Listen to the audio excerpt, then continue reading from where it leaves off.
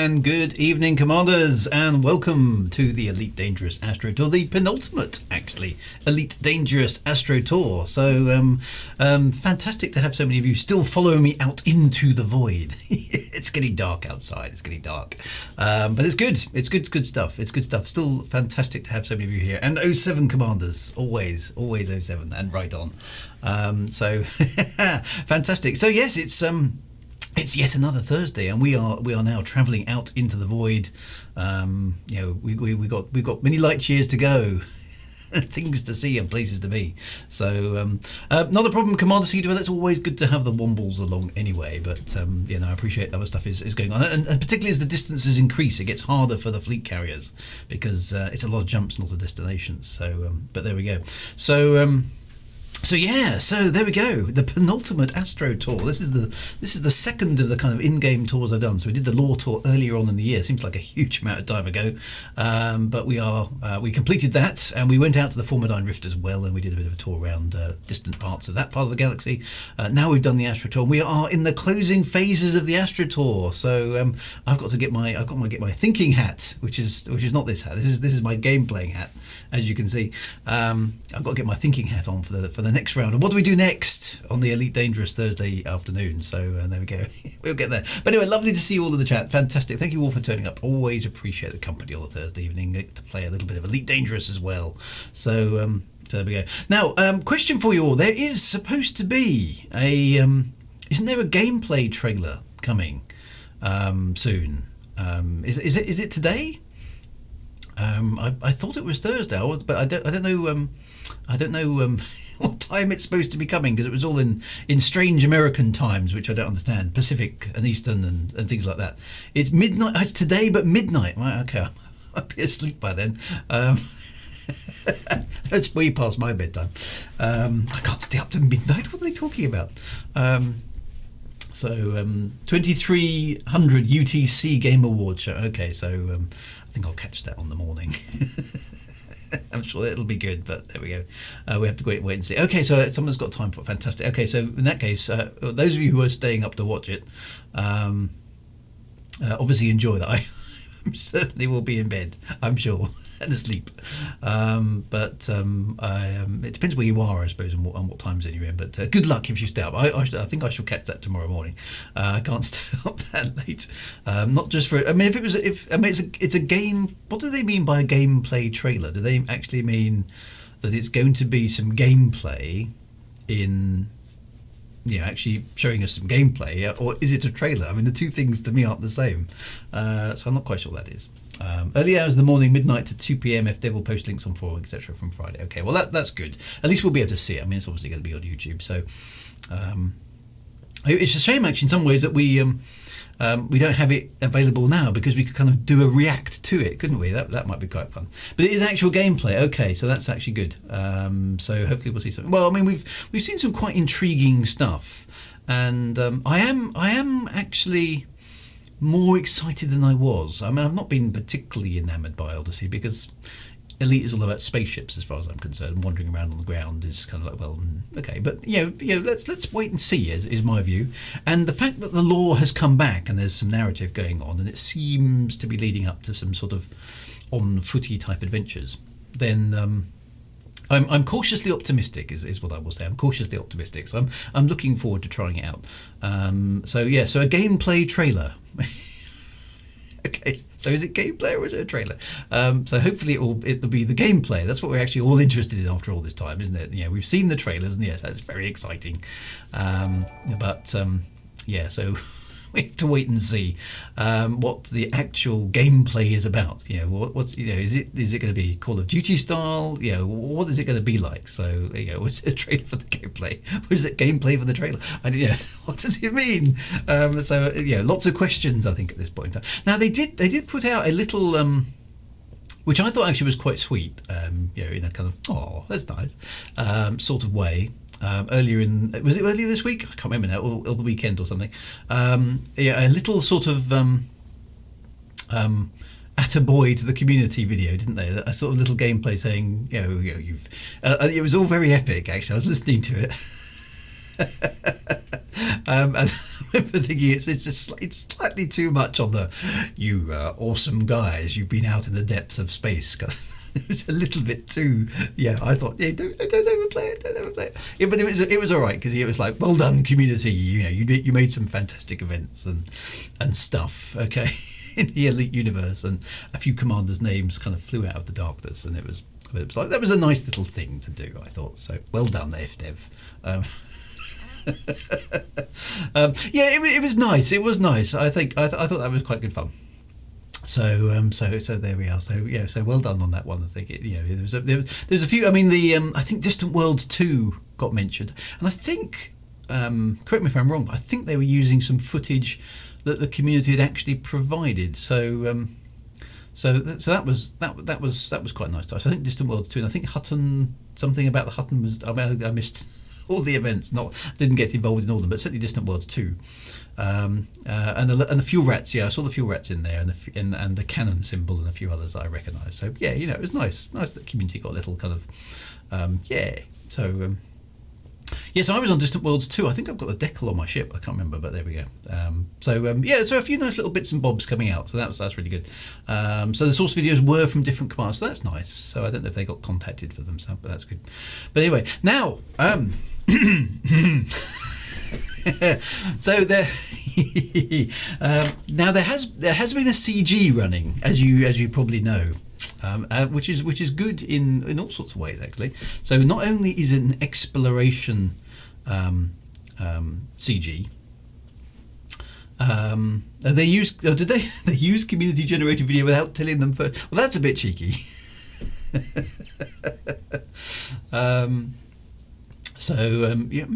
It's sometimes nice to just give them a heads up, or kind of, would you mind if, because it's nice to be asked, isn't it? I mean, nobody was going to say, nobody's going to say no, are they? Would you like your community video featured in an official Elite Dangerous trailer? It's like, nah, I'll pass, So anyway, so there has been a CG. Now this is interesting in a couple of ways, because I thought I hitched a ride back on the fleet carrier last week from where were we? Oh, the Crab Nebula. So anyway, thank you very much. I'm just trying to remember which fleet carrier it was. Of course I Love You, which of course is named after I assume it's named after Elon Musk's floating platform from which he lands his spaceships on. So thank you very much to the Of Course I Still Love You fleet carrier for bringing me back to the bubble. And from the bubble, I flew over to the place where the CG was and signed up for it. Now, I've been storing some exploration data on my ship for quite a while, tooling around on this Astro Tour. So I signed up for the CG, pressed hand in universal. So it's an Ian M. Banks culture. Oh, that's the original one. Okay, so I've forgotten my Ian M. Banks. Apologies for that. So yes, you're quite right. So it's a circular reference. There we go. So that's good. So anyway, so I pressed sell my universal cartographics stuff, and a thing happened. Okay, and I haven't gone any further because I didn't want to spoil it. Right, so let me show you my screen. Right, here where are we? Full screen focus. There we go. So here I am in my ship. Shame. Yeah, I know. I'm sorry. I should remember that. Why didn't I remember that? Too many books, not enough time is my excuse. Elon Musk's drone ship is named after the city. That's right, it is. Navlock is not working on Drew. I have no idea what that means. But anyway, my wing thingamajiggy is up. So yes, look, here's on my screen. Boom. I have finally achieved elite. I am elite. I have made it. I am one of the elites at last. Now I haven't gone over to the comms channel because I wanted to do it on the stream, because I thought, and I'd much rather have seen this happen on stream. So I haven't gone to the context the screen where you get your elite message. I haven't watched it. Okay, it's still in my inbox because I wanted to sort of share the moment. Okay. So yes, I feel like I have now arrived. I feel like I'm genuine. I feel like I'm no longer a bogus commander. That I actually am now elite, in Elite Dangerous at long last. And I made quite a lot of cash actually. I was quite pleased. I mean, I made about 100 yeah, maybe 100 million or so on the amount of exploration data I handed in. So I probably went way past elite, but there we go. So that's good. So yeah, so thank you very much. I feel like I'm not a fraud anymore. So with no further ado, let's go over to my main menu and enjoy me actually being rewarded for being elite for the first time ever in this game. I'm assuming I've got a message up here somewhere. There we are. So Pilots Federation promotion to elite. There we go. And the serious atmospheric reputation change for handing in a stack load of universal cartographics data. So I've got my Founder's World permit. I can go to Shinatra Desert and get shot to pieces and open now.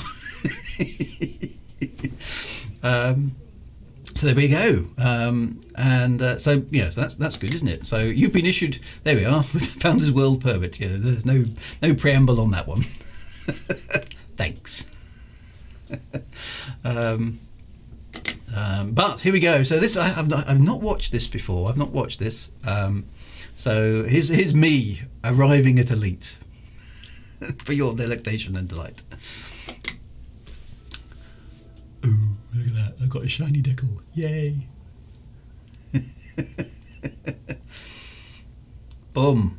Congratulations, Commander! In recognition of your extraordinary successes, the Pilots Federation has awarded you the rank of elite. Ta-da! Now I kind of wanted it to say right on, Commander, but maybe you only get that on the combat one. Is that the case? I kind of, yeah. It seems a little bit of a. Where's the right on, Commander? That should be there, I think personally. But anyway, I am now elite. I am. Drum roll, please. I should have put some. I should have thought about that and put some epic music on. But there we go. I tell you what I do have. I've got. Where have I got it? I've got. And those of you who watch my Saturday stream. You get right on, Commander, for the triple stream, do you? I tell you what I have got. I suppose that sort of makes sense. The chances of me ever getting to elite in combat. Very, very small. Let me just see. Hang on a minute. Music. Right, now I've got a. Now I did this for my stream just because I was having a laugh. Okay, but so I have got the Frontier Elite 2 theme. Okay, the Frontier Elite 2 theme. But I sort of did a, and this is based off the original MIDI files, of course. So I'm not, and all props to David Lowe for this. So. Who's the original composer, of course, back in 1993. But I have the MIDI files, and of course, with the MIDI files, you can swap the instruments around. So what I've actually got here is an electric guitar, sort of semi-metal version of the Frontier Elite 2 theme tune. So that seems to me to be the ideal piece of music to play now that I've become elite. So here we go. We'll just have that play for a moment.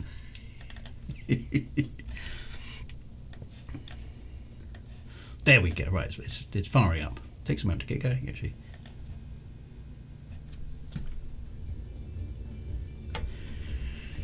So I have achieved the great ranks of the elite. So for those of you who've not heard this piece of music before, there we go. This is the the theme tune that came with the original, the second Elite game. Okay, remixed a bit by me.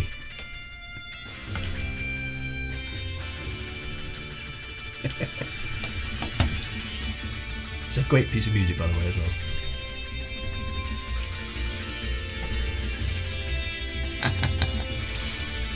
Now I shall go now and use my external camera to do some cool flybys of my ships.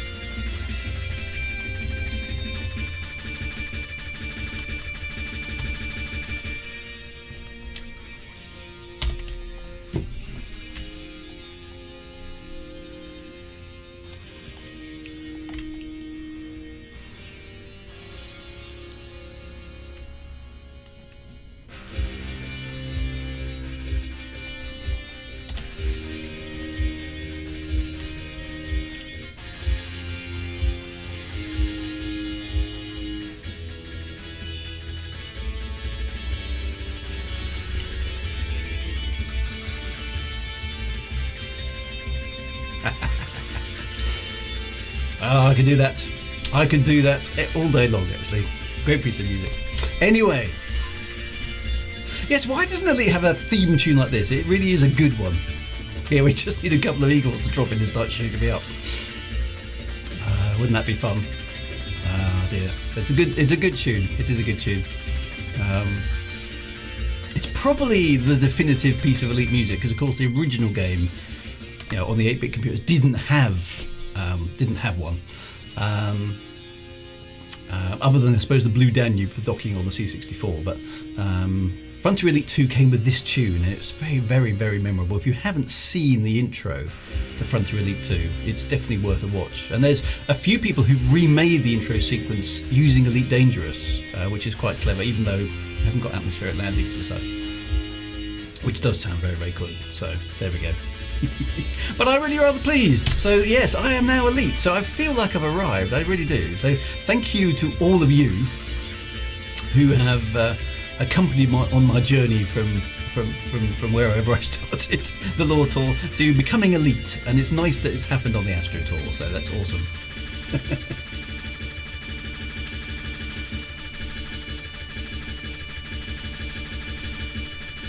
This bit goes on a bit. It's going to end. It's going to end. Yay, there it goes. So, awesome stuff. So, I am now Elite, which is awesome, which is in exploration, I hasten to add, obviously. But there we go. That's awesome. It is a good thing. Now, okay, so we've got to get moving. Now, for those of you and for the fleet carriers, and I'm lovely to see that there are 9 fleet carriers here this evening. So thank you very much to the owners for bringing you along. So we have the Tanny Lawn, we have the JMC mining ship Red Dwarf, we have the Absolution, stalwart of the series, the Flavour of Wine. We have a new one on me here, the Omrin Langi. So thank you whoever's brought that along. I do appreciate that. We have the GSV Amadare. We have the Storm's Nest and the LLV Akagi. So again, a new one for me. That's brilliant. And V-Class the Beyond. So some new faces on the fleet carrier scene this evening. Parked up in this system, of course, where there's nothing else to do other than look at this star. The reason I chose this system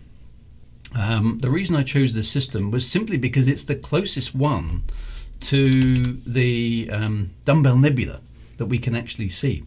Tubelix asks what happened to the Wombles. Now the Wombles have had to retire because they've got other important stuff to do, and they've got to keep Wimbledon Common clean. That's important. Mr. Raw, always a pleasure to bring the Omrin along. Okay. So yes, do tell me how to pronounce some of these names if I'm getting them wrong. But this system is the closest one to the Dumbbell Nebula without actually being in the Dumbbell Nebula. So if you look at the galaxy map, where are we? We are here. There we go. And the Dumbbell. Hang on, let me switch off these silly lines. Where do I do that again? There. There's the Dumbbell Nebula there. So we just need to make that jump, okay, so that we can just go there and go inside the Dumbbell Nebula. Okay, is it rude to call it the Dumbbell Nebula? Well, it's basically on account of its shape, like a pair of dumbbells, right? That's the idea.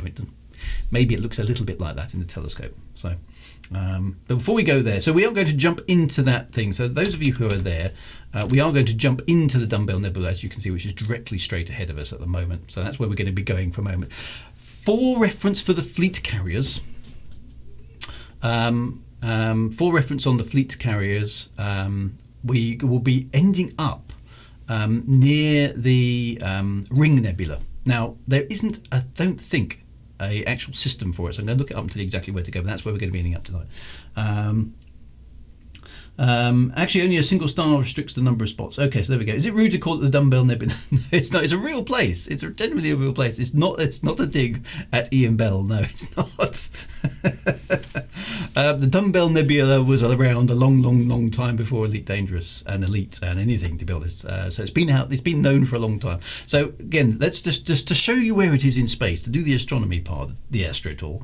Let me fire up my trusty planetarium again. Just show you where we are. Okay, in space. because that's important. Apologies for the Womble's absence, but we're here in spirit. There we go. So anyway, here is the night sky once more. Oh, and by the way, you've probably already seen this on the news and on Twitter and the stuff. But let me just wind back time a little bit here. If you're in the Northern Hemisphere, which many of you will be, you'll probably have heard that Saturn and Jupiter are aligning in the sky. There they are. Look, just came up in the southeast. So this is earlier this evening at about 5:30 local time. Okay, so Saturn and Jupiter very close in the sky early evening, just after the sun's gone down. Now they're going to get closer and closer together over the next few days. Okay, so if I just fast forward time a day at a time by not that one, that one.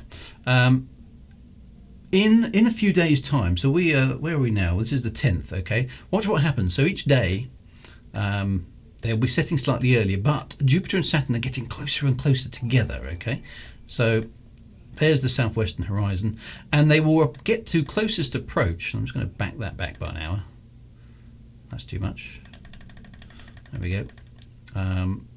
So just literally as the sun has gone down, on the 21st of December, Jupiter and Saturn are going to be virtually on top of each other. Okay, so they're going to be so close that in the night sky, it's going to they literally are almost within telescopic view of each other, which is something that doesn't happen very often. In fact, the last time they were this close is like about 800 years ago.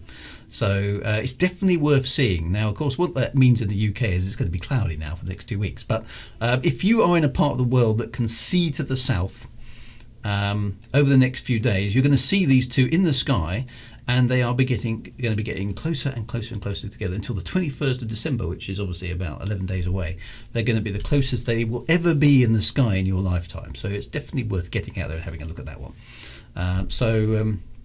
So go and have a look at that. That's definitely worth it. So basically, just look south and southwest. You can't really mistake Saturn and Jupiter because they are very, very bright. They're much brighter than the stars that are around.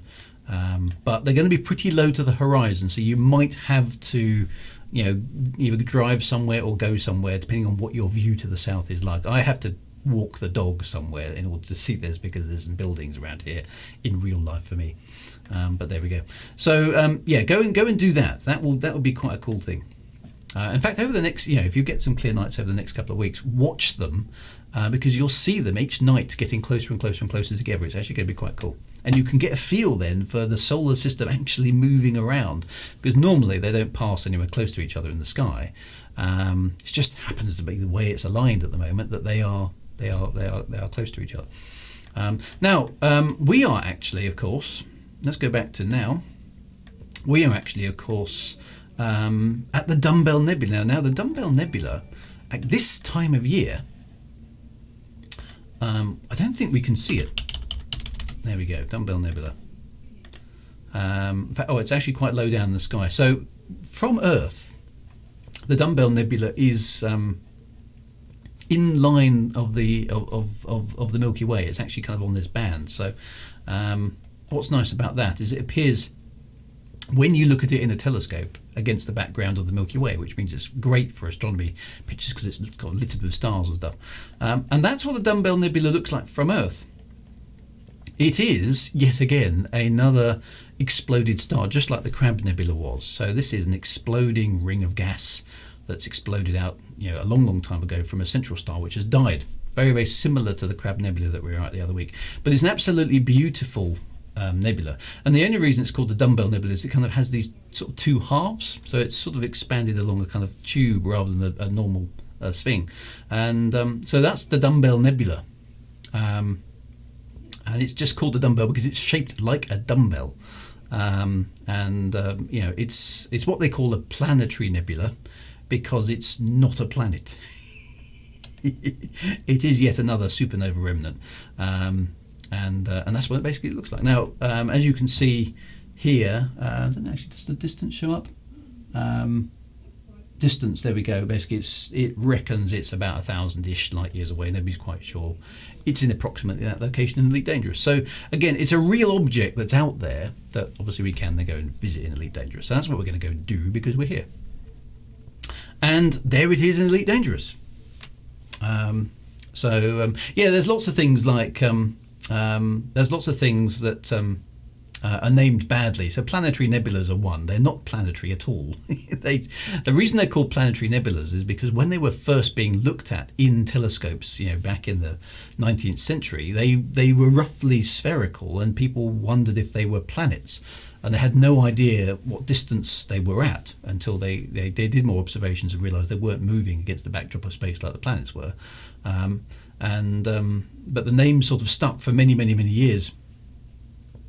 Now that's what it looks like in Elite Dangerous. This is the closest approach you can do to the Dumbbell Nebula in Elite Dangerous, and it doesn't look like a dumbbell from this angle. So we're going to jump into there and see what it looks like from the inside, just have a quick poke about. But I do need to tell the fleet carriers where to go in a nice way. So the Ring Nebula. Now the Ring Nebula doesn't have any stars. You're quite right. So we can't actually, it's a bit annoying, we can't actually go into the Ring Nebula. So I've got it as a bookmark here. Ring Nebula, there it is.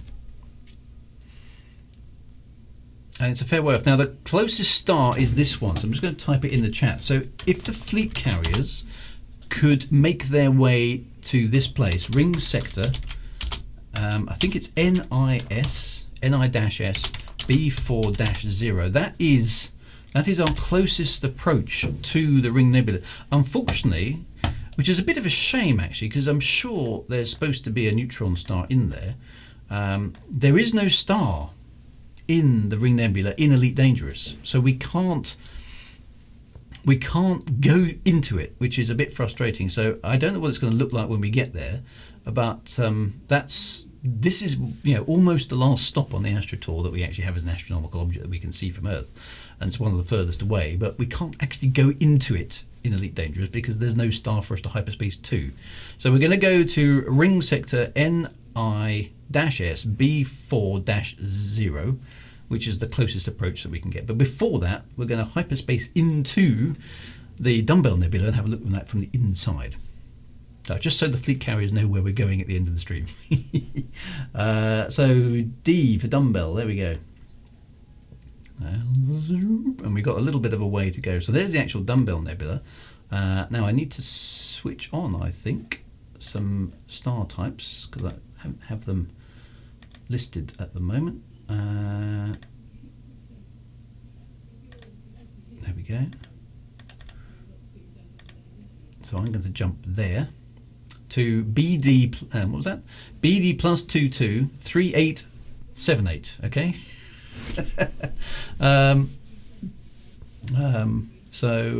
Okay, so yeah, so the inside of both the Dumbbell Nebula and the Ring Nebula should either be a white dwarf or a neutron star.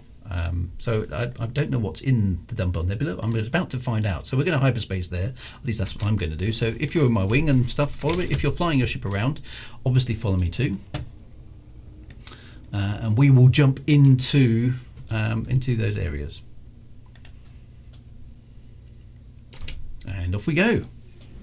So it's a regular star. Okay, so that's a bit weird. So that's not quite right. Because it should be dead by now. Oh, a planetary nebula never leaves a neutron star. So no, it's no, that's right. I'm getting So this so is the Dumbbell Nebula a supernova remnant? I'm just trying to remember now. Why isn't the hyperspace working? There we go. It is a star class A, so that doesn't feel right. So supernova remnants should definitely be neutron stars. White dwarfs, of course, are the remains of sort of more stellar mass stars which have exploded, so and kind of ended their life in a sort of red giant phase. Anyway, so here we go into the Dumbbell Nebula. Let's see what it looks like from the inside. Yeah, I was going to say it should be a white dwarf or a neutron star, depending on the type of nebula, but it certainly shouldn't be an active star, but it is At least in Elite Dangerous. So that's interesting. I don't think that's right, actually. And we're going to have to fly a little bit away from the star. So what actually is in the system? Let's just have a quick look. So we have a fleet carrier here. Lady of Fate. Ah, well, there's a good reference for Elite Dangerous. There's even an Earth-like world here, actually, which is quite cool. No other installations, I don't think. Oh, so where's the installation? I don't see an installation. Where's the installation? Look on navigation. Ah, okay. So there's the Lady of Fate. Do I have to do a honk? I don't see one.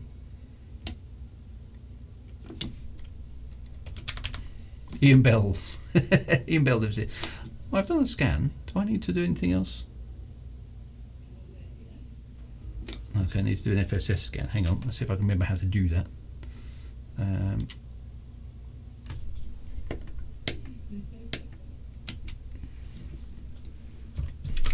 Okay, so hang on a minute. I need to slow down, shall we? Hang on a minute. Yeah, I haven't done this for ages. Let's slow down my ship. There's a tourist installation. Oh, was it there? Did I see. So I'm not seeing anything there. And there's nice planet. It's near the Lady of Fate. Okay, well, let me fly towards. Let me fly towards the Lady of Fate and see if we can pick it up. It doesn't seem to be showing up on my scanner at the moment. But we are literally in the middle of the nebula. I mean, everything is sort of pinkly and purpley in the same direction. Oh, that was the DSS, not the FSS. So hang on. Yeah, so I can't remember which is which. So hang on. When I do the honk, which is that? Is that that's the D scanner? Yeah. That establishes all the bodies, and then I drop into. Okay, so I might have to be within. I can't remember what scanners I actually got on board the system. Oh, hang on. Oh, is that it there? No, that's just a planet. Honk activates the FSS. Yeah. Near body 5. Okay. Let's go and have a quick look because I've got time to get across to the Ring Nebula. So there's the Earth-like. Let's go there because I might as well scan it. The DSS is for appropriators. By the way, Gamesman says, what do you think about the news of the Israeli general saying we've made contact with aliens? Well, I for one, welcome our alien galactic federation overlords. I don't know about you guys. So hang on, honk is advanced discovery scanner. DSS is optional, launches probes to map. Oh yeah, so I've got that. I've done a bit of that. I can see there's a little nebula over there, isn't there? That's right, on the screen. I don't know why I'm pointing at my screen because you can't see me doing that. Honk is discovery scanner. FSS is full system scanner in supercruise at no speed. Right, okay. All right, so I might as well scan this planet now that I've got here. I think this is an Earth-like, isn't it? Oh, it's a water world. There we go. I was assiduously doing my FSS. Now I must admit it's out of range. It's just about to come into range, isn't it? So there we go. Now I'm too fast, and then I can go into here and I can shoot probes. There's this slightly silly probe thing going on here, where the probes can travel faster than the speed of light and do weird stuff to the planet's surface. Which I don't really understand what they're doing, but you can sort of shoot it around the back of the planet like that. Then that's how I do it anyway. You need an explanation. You have the no. I know this bit. I wasn't sure, but I wasn't sure about was the difference between the honk and then discovering anything that's in the system. But I haven't got that. Obviously, yeah. Hang on, I've got the wrong bit, haven't I? Because this is the. This is the.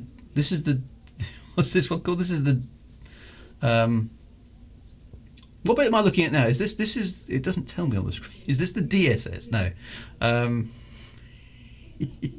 Elite status remote, yeah. Not very impressive. Okay, so there's some human signals. So yeah, so okay, so this is the third bit. So the honk is first. This is the detailed service scanner. So what I haven't done the FSS, is it? This is the proby bit. Okay, so hang on a minute. So how do I get into? There we go. That's the one you in, isn't it? It's the FSS scanner. So this is the thing I can look around, and then presumably I do a honk in here as well, don't I, to calibrate the scanners or something, which I can't remember what my keybind is. That's it. I do remember now. Apologies. So. And then I can tune the thingy, can't I? There we go. I can do clever stuff like that. That's right. So I'm now basically there. Okay, so we should wrong button. We should be able to. Right, so we've got a tourist installation there and a waterside view. Okay, so is that? I'm just going to have a quick look since I'm here. So let's have a quick look at the tourist installation. Let's turn that off so we can get a nice view. Commander Buffer Zone, hello. The tourist is really cool. Okay, so DSS allows you to launch probes. FSS is a function of the Advanced Discovery Scanner in every ship. Okay. See, it was much simpler in the olden days when you just went doing. It told you everything. I quite like the FSS actually. I must admit, it feels like it could do with a bit more development. It does at least feel like you're doing something vaguely sciencey, doesn't it?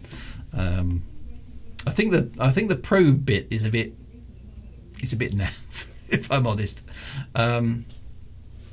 But I like the FSS bit. I quite like the tuning in and zooming in and out of things. That's quite good fun. It feels like you're doing some sort of sciencing things. So yes, the funny thing is on the undiscovered system, the honk doesn't do anything. Okay, I've just got. Oh, now I've gone blue tunneling. The probe bit does make the money. Oh, and I've also switched on my night vision. Oh, that looks quite cool. Okay, I haven't seen one like this before. So does this do anything? This tourist installation, or is it just sort of spinning around? That's quite nice, isn't it? I haven't seen that before.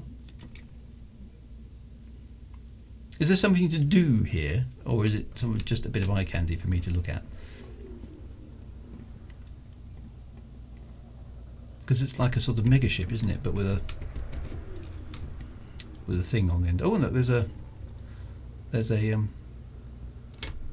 holofac thing there, I think.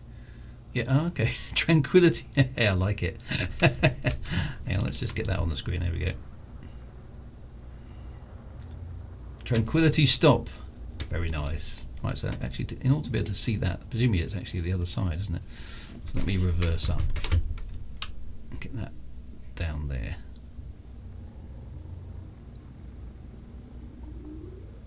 Very nice.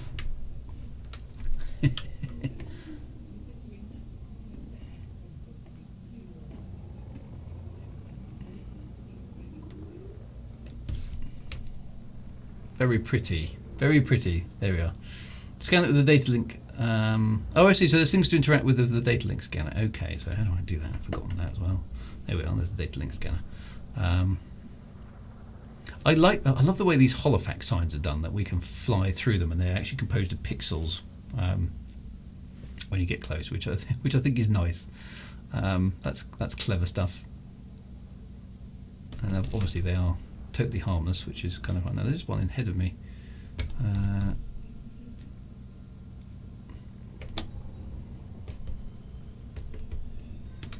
There we go, and it tells me stuff.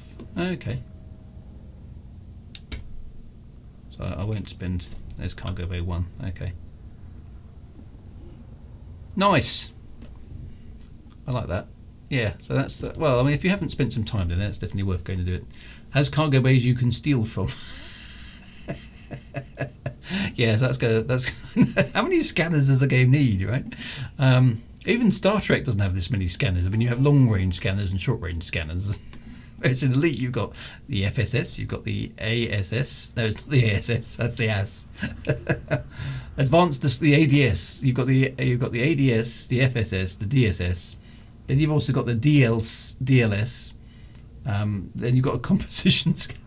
It's like about 8 different scanners. And I get a log from and tricorders. I suppose that's true. Yeah. So. Yes, some scanner rationalization would probably be a good thing. and the thing has defensive towers. So I won't take on the defensive towers in my unarmed exploration ship, but so there we go. But it's very nice. That's very nice. Right. So anyway, lots of scanners, lots of scanning to be done. Right. So we need to move on now. Where was that nebula? Somebody said there's a nebula not too far away, which might be worth a little detour to. There's the American Nebula over there. There's the ring sector. That's where I actually want to end up. So let's just log that in as a destination. We'll see what we get along the way. So, and I need to switch this back to long range mode. I think I've got to reselect it again. This does go a bit funny. There we go. Plot the route. 1,280. Yeah, on the Xeno scanner, I haven't got it. Is it the Vale West Nebula? So there's the Ring Nebula. And we're sort of flying up the galaxy a little bit. Ah, so there we go. Just over. Is that the one we're talking about? Vale Nebula West. So that looks like it's probably worth a detour. So let's do that. That doesn't look like it's too far away. If I can get to it. There we are. So let's, for those of you who follow me, fleet carriers, make your way across to the Ring Nebula. Let's go down a little bit here. What's the closest star? So that looks like a good star. So I'm going to head for. There we are. I'll type that in. Vale West Sector DLY. Because who knows when we're going to be coming back this way. Okay, so let's go over there, and we'll end up the Ring Nebula at the end of the evening.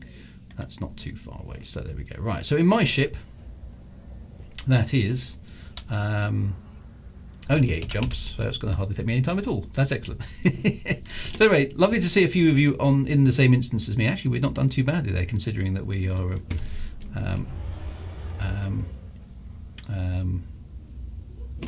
Haven't actually tried. That's really good. So I'm going to head for the Vale West Nebula. I shall see you there.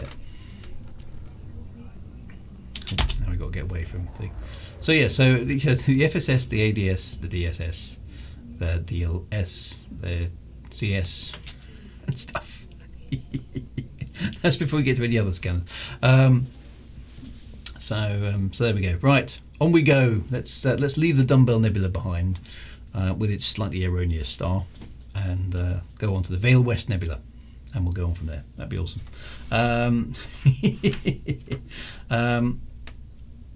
I'd love to know the reason for the shape of the bridge section. Yeah, so they do follow a pattern, don't they?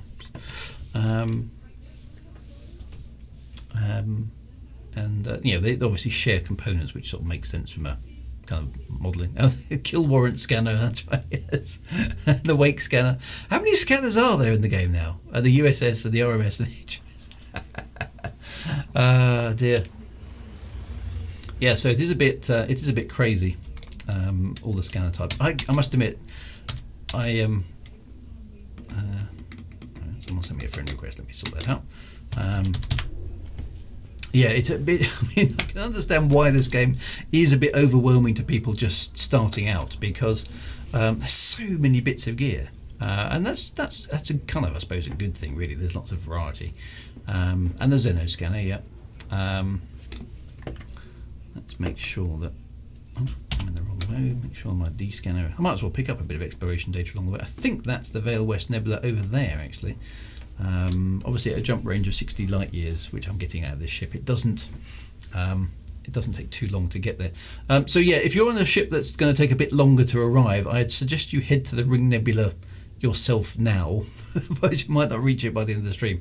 And obviously we have to do our hyperspace jump. Now we're getting to the penultimate hyperspace jump this evening, and as you know, we always do this to a piece of epic film stroke movie music that I pretty much rip off, not quite rip off, but I compose my own version of using MIDI technology, which is sort of 70s, 80s, 90s tech, and try and make a decent rendition of for us to jump out to, which gets me around the copyright stuff, because technically it's a It's a cover version. It's not the original file. I haven't just gone onto YouTube and downloaded the music. I've actually listened to it, gone downstairs to where my keyboard is, and tried to sequence a version of my own. And I achieve it with different levels of success. Now, what I'm hoping to do before the weekend, for those of you who like to join me on the retro stream on Saturdays, I'm hoping to be able to get a camera downstairs so I can film myself playing the Frontier Elite 2 theme along with the intro music, the intro sequence, and see if I can sequence it up. Now, I may be opening myself up to complete disaster on that one, but we'll have to wait and see. I don't rip off. No, I pay homage. That's exactly right. So. It's just that some of the themes that we've had, really work well in space. They actually really suit, space gaming. I think, epic kind of music does kind of work. So we've had Battlestar Galactica, of course, and we've had things like Knight Rider and not Knight Rider, Airwolf. That's the one I've done, and lots of other epic tunes along the way. So if you want to check out previous versions, then obviously please do. So wait till I hope Saturday stream. So I'm going to try and see if I can play the Frontier theme. I'm going to have to pre-record it, I'm afraid, because I can't get my main rig downstairs. That will just take far too much dismantling. But I will. I'll see if I can sequence it in so you can watch it. So Battlestar Galactica we've had.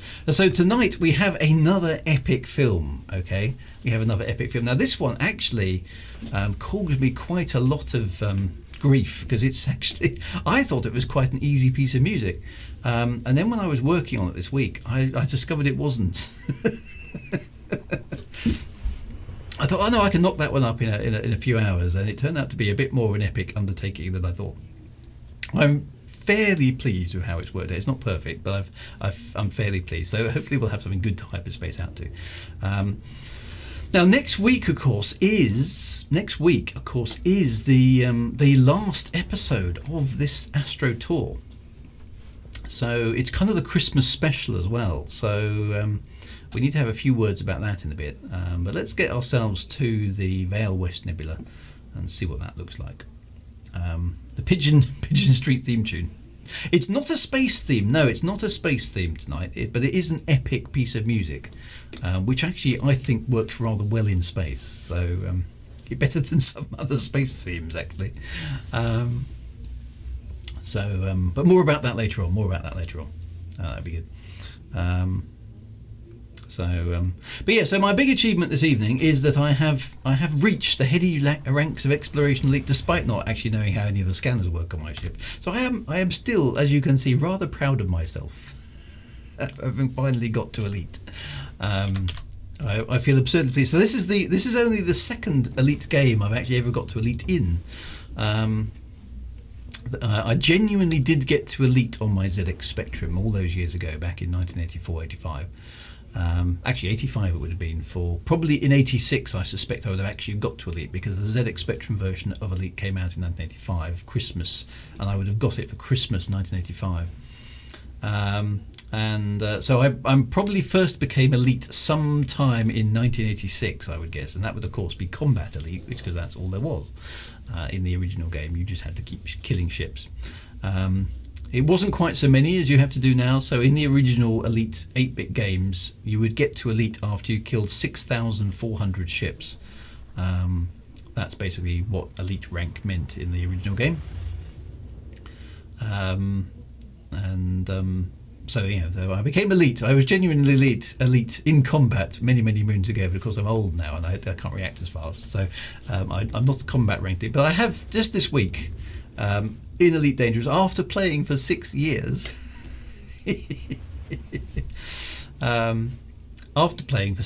because I started it must have been about 6 years ago that the Elite Dangerous premiere launched Elite Dangerous in 2014, and that's when the game kind of went live, and so I've been playing ever since. So it's taken me 6 years to get to Elite.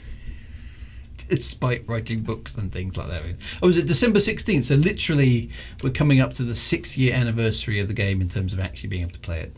Although a few of us, me included, had a few of the early versions, the alpha and the beta and the gamma versions, but that's when it kind of effectively switched on. So there we go. So yeah, 6,400 ships, funny number to set a goal for. Yeah, so I assume Cyberdarmy, it was something to do with the 8-bit incrementing counter. Somebody who knows their 8-bit computer architectures better than me will probably know there's probably a significance to 6400 in 8-bit numbers. I don't know what it might be, but something like that. Spider-Man, a Superman theme maybe. I'm older than you and I got Combat Elite. Well, there you go. Well done, Frank. I must admit, I haven't really even tried combat on this account. I have got another account that I use, and I have got a bit further, but not on this one. What am I actually on this one? I think I'm a novice. Is that about the lowest rank? Trade broker doesn't sound too bad in trade. I don't know how far up that is, but combat rank novice. No, Commander Druega is an explorer through and through, as you can see. So Marlon Terikov says, I've just realised an issue with next week. F doing a Christmas special as well. They're cheeky monkeys. They're doing it on the same day as me. Well, they're doing it an hour early. Maybe it'll run or maybe it won't. So you're welcome to join their stream and or mine. It's not. I'm not too precious about it. But we will be having a Christmas stream, and of course the ultimate, the ultimate hyperspace jump will need to be to some sort of Christmas theme. So I've got something already planned for that. I will be working on. So our Christmas jump will obviously have to have a Christmas theme as we get to the end. Right. So I think I've just arrived. So outside the nebula, in fact, yes, there we are. I can see the nebula in front of me. Let's just get away from this star, and it will look at that. Actually, this is a rather pretty one, isn't it? It's actually got some shape and substance to it, different colours. That's actually really rather nice. So that's definitely worth a screenshot, I think. There we go. Let's just pop outside the ship for a moment. There we go. That looks all right, doesn't it? So there we go. A rather nice. That's a proper nebula. I like that one. The Ride of the Valkyries. So so probably multitask. We'll have to wait and see. So no, I haven't heard anything about the FDev Christmas special per se, but if they're doing one, then there's plenty of space for everyone to be involved. And I do record this. I just realised I missed a bit off the beginning of the stream in terms of recording, so problems with that. But we'll catch that up. But I do record the streams, and they're available on YouTube afterwards. But it's always nice to be live, isn't it? It's always nice to be live. So there we go. So also looking forward to the Odyssey gameplay reveal. Yes, so that's later on this evening. That's going to be interesting. So this is a very pretty nebula. I do like this one. It's very nice. So yeah, good. FDev stream on the 17th may run for 4 hours. Okay, it's going to overlap. Well, you can jump in and jump out. For those of you who are die-hard Astro, maybe you can have 2 monitors or 6 monitors or something. I don't know, whatever you want to do. But never mind. We have a task to do. The reason, and I'll set my course in a minute. The reason that on the 17th for me is going to be the Christmas special is because it's the end of the Astro Tour. We want to go somewhere which is very significant for Christmas itself. Okay, so let me just explain why. Some of you already know that. Now, the ultimate destination of the no, I don't want to. I don't want to buy arcs. Go away. I don't want to buy some arcs. The ultimate destination of the Astro Tour is out here. So on the galaxy map, and it's going to be a little bit of a trek. So for those of you some of you, like you say, are already on the way out here, but we need to. There's our destination for tonight, the Ring Nebula. Now we actually need to get right out here. Okay, up here. So I've got a little bit of flying to do during the week. We want to go here to a system called Evelyn's Light, which is not all that far away from Colonia. It's a long way, so if you can't make it, then don't worry. The reason I want to go here is because this system was relatively recently put into Elite Dangerous, or at least relatively recently renamed in Elite Dangerous to become Evelyn's Light. And it is named after a young girl who died earlier this year. Now, if you want to know a little bit about that, you can find a link on my website. In fact, let me go and show you. Where is it? Let me just get it up on the screen, because it's probably easier to talk about it there than it is to try and explain it without the context. So here we go. Right, so let me just put that up there. So Evelyn's story is an audible audio, shall I say, audio book that I wrote in memory of this young lady here called Evelyn Fayroy, who is the daughter of a Commander Jello Wiggler, who is, you know, a commander in the game, and whose real name is Mike. And he loved, and still does, playing Elite Dangerous. And his daughter would sort of accompany him on his explorations in Elite Dangerous out into the void. And she loved space and, searching out things and trying to understand things. Very intelligent young lady. Now, very sadly, she died. Very sadly, she died at 11 years old. I mean, tragic, utterly tragic. And she died on 26th of February earlier this year. Now, I heard about this, and like many people do, you kind of ask yourself, what can you do about it? So I asked Commander Jello Wiggler, let me write her a story. Obviously posthumously in this case, but would you like me to write a story about Evelyn and place her into the Elite Dangerous universe?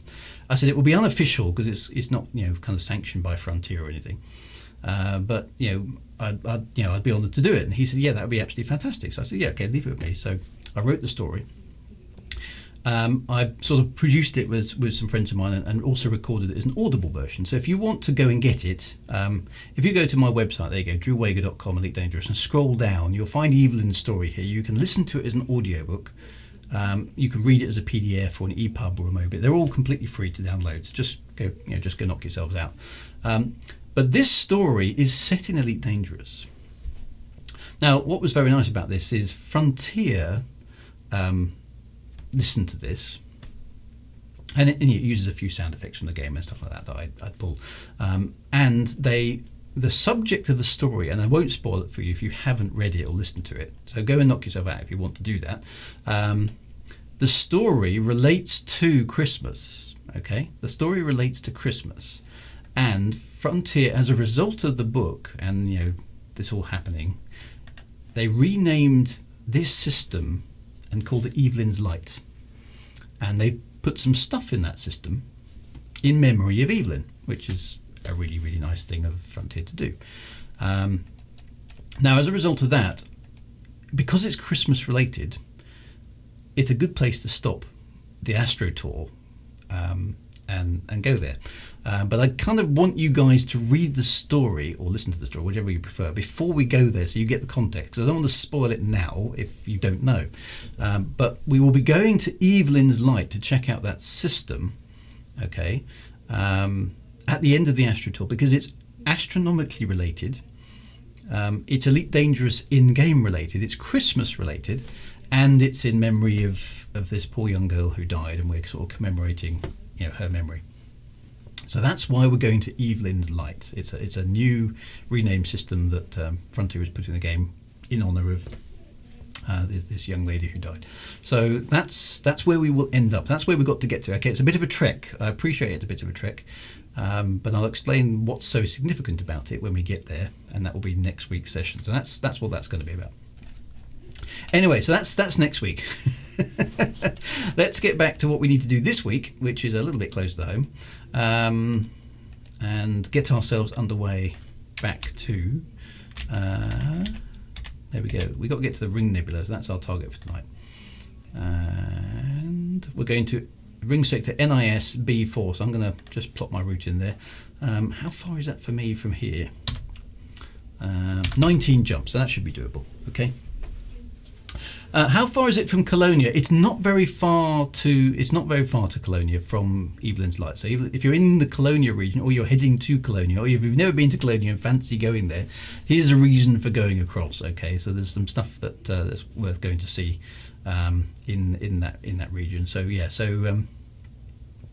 Evelyn's Light is not far from Colonia. Right, so let's get this ship on the road, and we'll head over to the Ring Nebula. Now, I don't know what the Ring Nebula actually looks like in Elite Dangerous. I'm hoping it still looks okay. That nebula was really nice, that Vale West one, so I'm glad we went there. So thumbs up to whoever gave me that detour. So that's good. Yeah, so a few people are heading to Evelyn's Light on Distant Screws expedition, so it's definitely worth a shout out to the Distant Screws expedition. I think Commander Jello Wiggler himself is going in that one. So if you want to accompany them out to that and take a little bit more of a leisurely ride out there, that will be really good.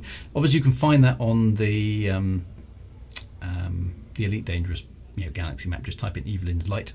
That will work fine. If you want to check out the story that I wrote, again, it's readable in where's my mouse gone? EPUB, which is your kind of Kindle versions, Mobi versions, that sort of thing. Or you can just listen to the audiobook, which is on SoundCloud, I think, as I remember. So go there and just scroll down. You'll also find a story I wrote there called Michael's Story, which was kind of, I suppose, in some ways the predecessor. Now, Michael's Story is named after Michael Holyland, who was a 15-year-old boy who died the year before. I mean, these are all tragic stories. And I wrote a story in memory of him as well. And I think there's a system. I think I'm right in saying there's a system called Michael's Rest, which I haven't yet visited. I must go there too. Which is named in game in memory of Michael. So. And it's nice that FDev has done things like that. I think that's really good. The Michael story is more professionally produced because FDev did it themselves. So there's a bit more pizzazz in it and a bit more voice acting and stuff. Because I did Evelyn's one I did myself. So it's only my vocal talents, which are nowhere near as good as the voice actors that we had to do the Michael's story. But you do what you can. So anyway, go and have a look at that. And go and have and that's your homework. Okay, you need to listen to that story or read that story before next week. It's only I think it's an audiobook. It's only about half an hour long. As an ebook, it won't take you very long to read. It's a kind of a lunch hour read. So obviously go knock yourself out on that. But that will give you the context for why we're going to Evelyn's Light.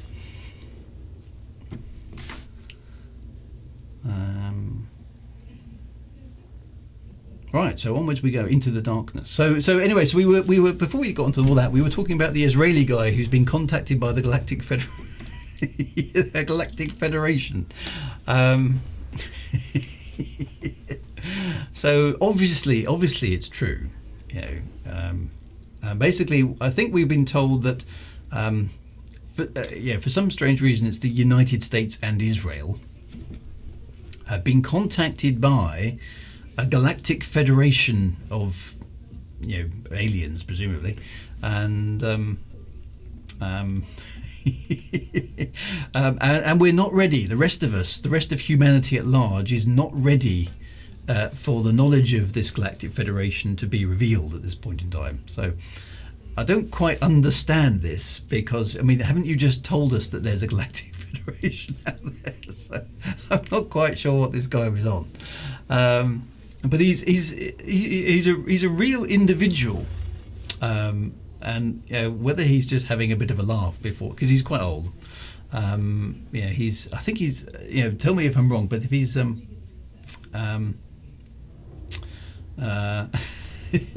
he's an ex head of something in the Israeli military, I think, or something, or defense or something like that.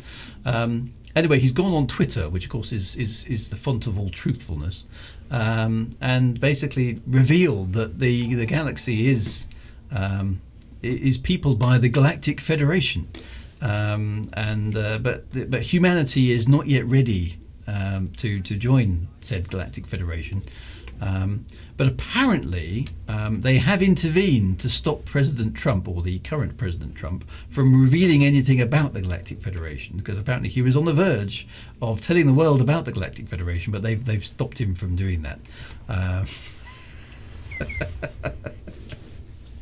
So I don't know quite what prompted this. I mean, somebody said, yeah, maybe it is. He's old and he's retired and he has a book to sell, so maybe that explains everything. But it was one of those kind of. It's like, really, okay. But maybe that's what they want you to think, right? So I have no idea. But yes, so anyway, so apparently we've been talking to the aliens for quite some time, or at least the US and Israel has been talking to the aliens for quite some time. Very little follow-up information has been disclosed, so we don't know exactly what the nature of the Galactic Federation is. How many different alien cultures are part of this Galactic Federation, or in fact, where the Galactic Federation is from.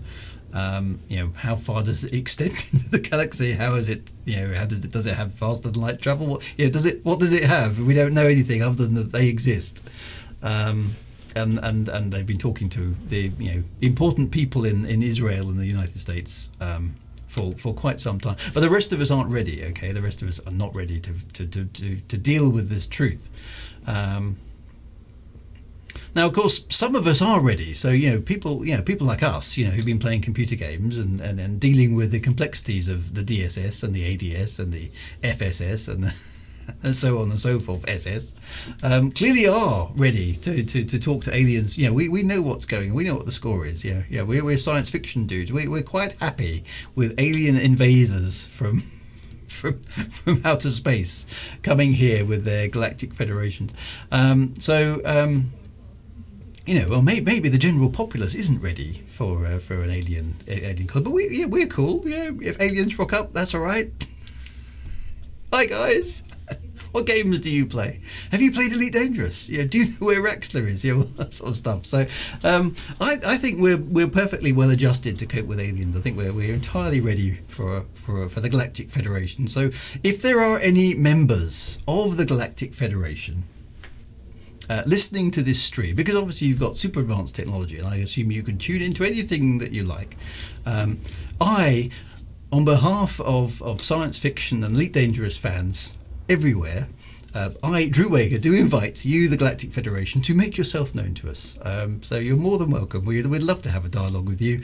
We'd love to ask you a few questions and generally make yourself at home on planet Earth. We would very much like to discuss things and just sort of chill out and hang out and see how things are going in the universe. How is life in the Galactic Federation? That's what we want to know.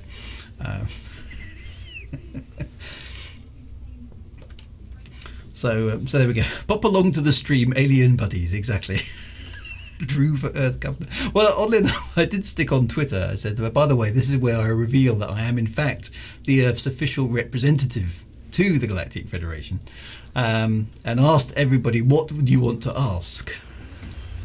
The first question I got back was, how much wood does a woodchuck chuck?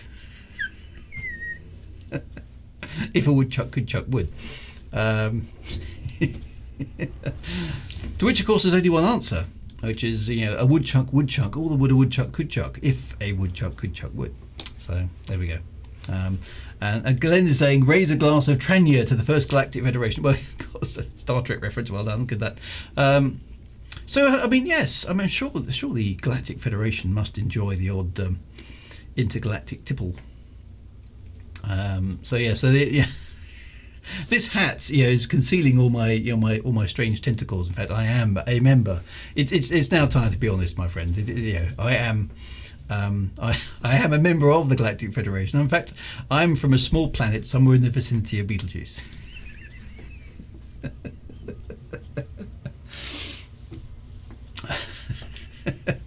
What is the question to which the answer is 42? Well, of course, yes. Yes, I for one welcome our Federal Galactic Overlords. Well, I'm a bit concerned actually that the Galactic Federation is in fact the is the federation. Why is it a federation? That seems like a very earthly thing for it to be called. I'm a bit disappointed that they're not the the supreme, I don't know, celestial overlords or something. That sounds far more fitting for an alien civilization. A federation sounds like a very a very earthly kind of construct to me.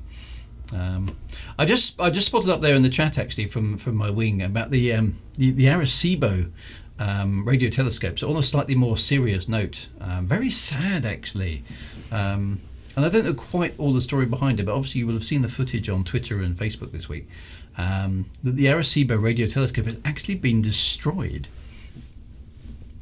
and it's actually collapsed. So the main telescopic receiver dish, the cable supporting it above the actual dish, snapped, and they've been snapping for a while apparently, since August the first one went, and then another one in November. And last week the entire thing crashed down, effectively totally destroying the telescope. It's a dramatic loss to astronomy. That telescope made some quite remarkable discoveries, and now it's destroyed. So it's not. It came as quite a shock. Suddenly it was, they were thinking of saving it. They were looking at whether or not it could be saved. Then they were going to decommission it sort of carefully, and then it basically just said nope, bang, and it just kind of disintegrated. It's been around for a long time, the Arecibo radio telescope, and for a long time it was the biggest single dish radio telescope on the Earth. It transmitted messages out into the galaxy in the hope that an alien civilization would pick it up. It's been used for radar mapping of the solar system, and all sorts of interesting stuff. It did a lot of the SETI at home stuff as well, and it's an iconic location for many films. You'll have seen it in James Bond and in the Contact movie as well, as a backdrop. A tragic loss to astronomy actually, that the Arecibo radio telescope has gone. It's just one of those things you just didn't think. You don't tend to think of it as a thing that would be lost, I suppose. But the wear and tear on it, and it's several decades old, but it does sort of look to me like it wasn't maintained properly, maybe just simply it was a victim of lack of maintenance and lack of money. They didn't keep the funding to keep it up. So that's sad and disappointing, because it means that in order to replace it with anything, you're going to have a major capital investment, which in the current scenario is not an easy thing to come by. But I understand a bigger one has been built in China. I haven't looked into the detail of it, but I understand there's a bigger one in China, which I don't know if it's fully operational yet, but it's even bigger than the Arecibo one, and presumably got a lot of more modern tech on it as well. So hopefully astronomical discoveries will still continue, but it was sort of vaguely on my bucket list of places to go and see, so I'm going to have to sort of scrub that one now because I can't go there.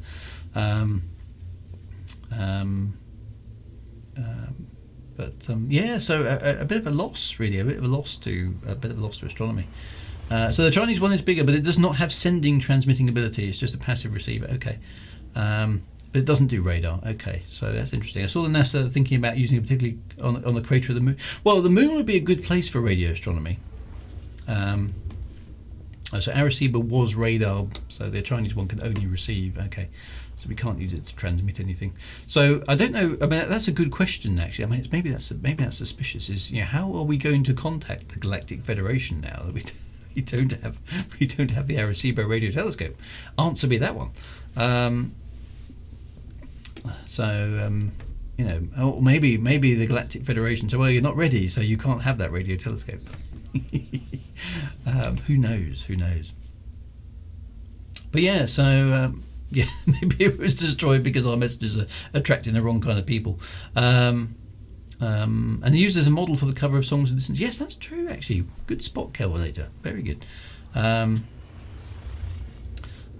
So I haven't as yet. I haven't had any contact with the Galactic Federation this evening. But if they do get in touch, I will let you know. Jodrell Bank. Well, of course, Jodrell Bank still exists.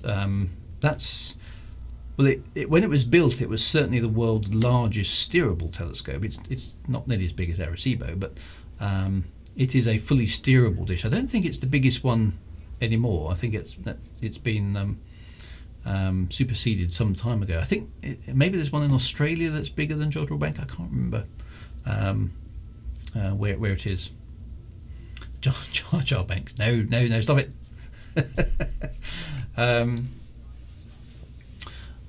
So at least we still got Jodrell Bank. That can probably transmit a message to the Galactic Federation. We'll have to wait and see what steps need to be taken to get in contact.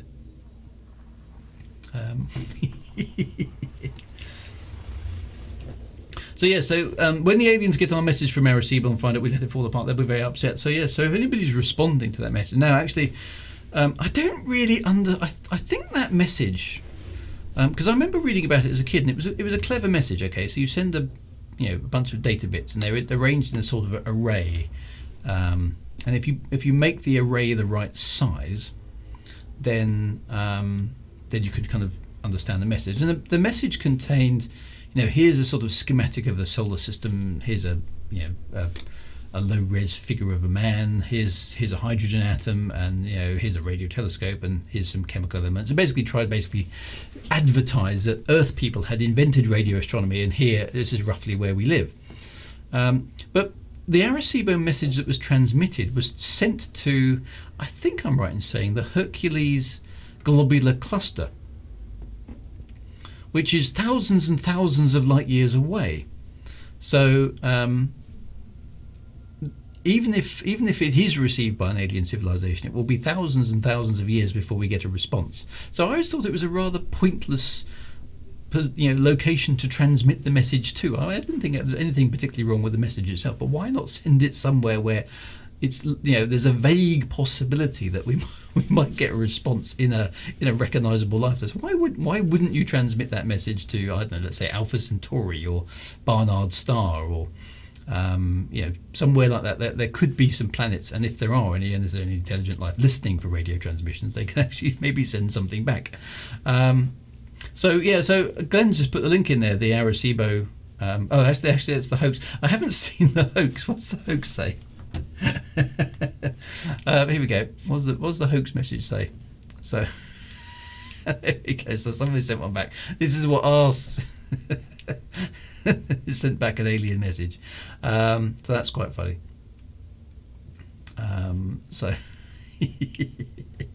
I'll have a read of that one actually. So that's the hoax message, and there is the message. Boom, at the top here. There's the message that we sent in code, and it's color coded. There wouldn't have been in color in the transmission. It's a very low bit message. So where did we send it to? There we go. Globular Cluster M13 in 1974. And it was meant as a demonstration of human technological achievement rather than a real attempt to enter into conversation with extraterrestrials. Because the reason being that the M13 Globular Cluster is like, how far away is it? It's like, it's a long way off. Does it say? Right ascension distance, 22,000 light years. Okay, so at the speed of light, it's going to take 22,000 light years for our message to get there. And obviously, if there is anybody there going, oh look, a message from some strange civilization, it's going to take them 22,000 light years to respond. So 44,000 light years, 44,000 years from now, they might be going, hi guys, we got your message. Which is about the same distance as Colonia, that's right. But actually up and out of the galactic plane. One of the things I really wish that Elite Dangerous had modelled, actually, is a globular cluster. I don't know if there are any globular clusters in Elite Dangerous or not, but I haven't seen one, but that would be quite cool. The reason that they would be problematic in Elite Dangerous is globular clusters are effectively great big balls of stars, maybe a few 100,000 stars in a sphere. But they tend to be around the outside of the galaxy. So they're beyond the normal spiral arms of the galaxy. They're little sort of pinpoints of clusters of stars that exist outside the main plane of the galaxy, for reasons that aren't entirely fully understood. Which of course in Elite Dangerous means there would be no way for us to get to them without some kind of amazing long-range hyperspace jump, which could potentially be a gameplay expansion, I suppose. But I don't think unless anyone corrects me, I don't think there are any globular clusters in Elite Dangerous. There are some things in the backdrop, so you can see, for example, the Magellanic Clouds and M31, the Andromeda Galaxy, in Elite Dangerous on the backdrop of the sky, but there's no way to go there. So they probably don't exist as any kind of actual objects in the game. They're just background.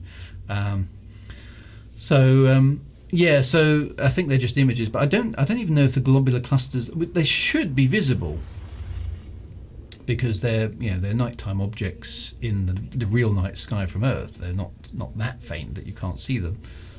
So they should be visible in the backdrop of Elite Dangerous, but I don't think they're there unless anyone tells. So that's a good point. So Jack Station, when it did its mist jump all those years ago, it did travel 22,000 light years. So that's a good point. So there is actually a law mechanism for jumping that sort of distance. And I think Jack Station was attempting to do a jump to Beagle Point, which of course is all the way across the other side of the galaxy, which I think would be about, I don't know, how far is a galaxy wide? 50, 60,000 light years? There's a clump of white dwarfs which is said to be a globular cluster. Okay, well that's interesting. Have to check those kind of things out. But a globular cluster should be composed of hundreds and maybe hundreds of thousands of stars. So a really intense ball of stars. In fact, if I show you M13 again,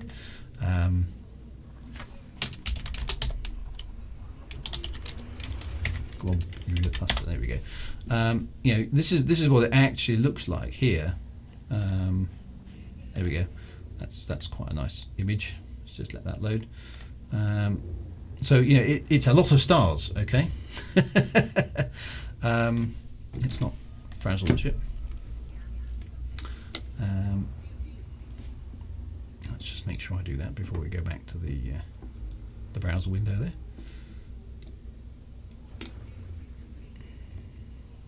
Oh, this makes me chuckle here when it says orbital plane established, bodies 1. Okay, hang on. You can't have an orbital plane if there's only one object, because there's no orbit. So, anyway, so that's the thing. So that's what a globular cluster looks like, and these things are, these are big bunches of stars that are kind of gravitationally bound to each other, which are floating around the edge of the galaxy itself, outside of the spiral arms.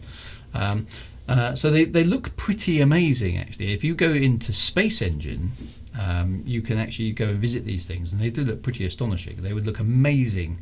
The night sky of a planet going around one of these stars would look amazing, because on one side of it you'd have the galaxy hanging there in near total blackness, and on the other side you'd have this massive conglomeration of stars, which would utterly fill the night sky and be very, very bright. So it would be an amazing place to live, astronomically wise, for night skies. But probably also full of intense radiation, so not necessarily a great place to be if you're a life form. So who knows if anything actually lives in these things. But anyway, we sent a message off there. So in 44,000 years, so set your alarms, okay? In 44,000 years, we may be getting an answer back. And they're basically saying, so the Arecibo Radio Telescope, how is that thing? We thought that was really good. But there we go, never mind. So yeah, JR19 says, perhaps orbital plane in that case just means identify the rotational axis. Well, that's a good explanation. We'll stick with that. That would technically be an ecliptic plane, but we'll go with it. Now, there's another thing that annoys me here as well. Watch this jump. Okay, I picked this up this other day, and it's now needling me. My OCD's been triggered every time I see it. So we go into hyperspace, we do the jump. Okay, this is a relatively new thing that's been added to Elite Dangerous, and I don't quite know what it means actually, but there we go. So anyway, as we come out of hyperspace, we get hyperspace D-throttle engaged. Don't think you know what the word throttle means, guys. It's not a D-throttle. It's a throttle, okay? So when you throttle something, you constrict it. All right. You can't de-throttle something. You either throttle it or you don't throttle it. You don't de-throttle it. Okay. So it's something to do with supercruise assist. I think what it does is it basically stops you crashing into the star, which is a useful thing. Okay. But it shouldn't be called a de-throttle. It should just be called a throttle. Hyperspace throttle engaged. Okay. Because if you de-throttle something, then you're giving it, you're unthrottling it, which means that you're actually you're exceeding it. So throttle. Okay, so the word throttle comes from internal combustion engines primarily.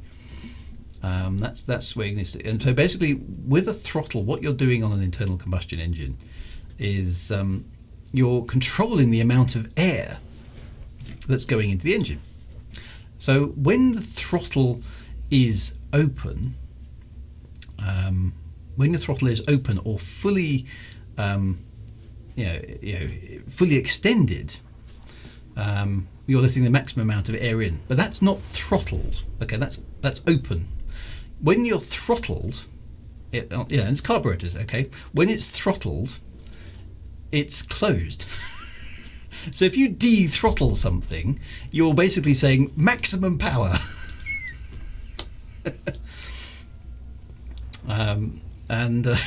It's kind of upside down. So in a carburetor, the throttle, when it's throttled, i.e. in its default closed position, it's throttling the engine. It's preventing the engine getting enough air, so it can't accelerate. So which is basically what it's doing when the throttle is at idle. Okay, so when the car is at idle, it's just getting the minimum amount of air it needs to tick over, and that is a throttled engine. And if you de-throttle the engine, basically by opening the throttle, you're letting more air in. It can suck more fuel in, and so the revs rise and you get more power. Okay, so it's unthrottled. So if you de-throttle something, what you're basically saying is, right, maximum power straight into the heart of the sun. So you a hyperspace de-throttle engaged. It's just wrong on all sorts of levels, and you can't de-throttle. You just throttle or not. Okay. So anyway, that's been winding me up ever since I spotted it this week. Yep. So don't mess with novelist in his grammar. Yeah, so apologies. So full throttle. The problem is that what we do over time, the word has got confused, because if I throttle you, it's basically if I throttle you, I am constricting your windpipe. Okay, so if I throttle somebody, I will in fact kill them. But the thing is, we're so used to now, and it again comes from carburetor engine cars, is when you go to full throttle, what we actually mean is full unthrottle. So you put your foot down in an old car, these flaps open in the carburetor, and they open to allow air to come in. That air is mixed with fuel, and hence the engine starts developing much more power, which is okay. So when you go to full throttle, you're actually going to full de-throttle.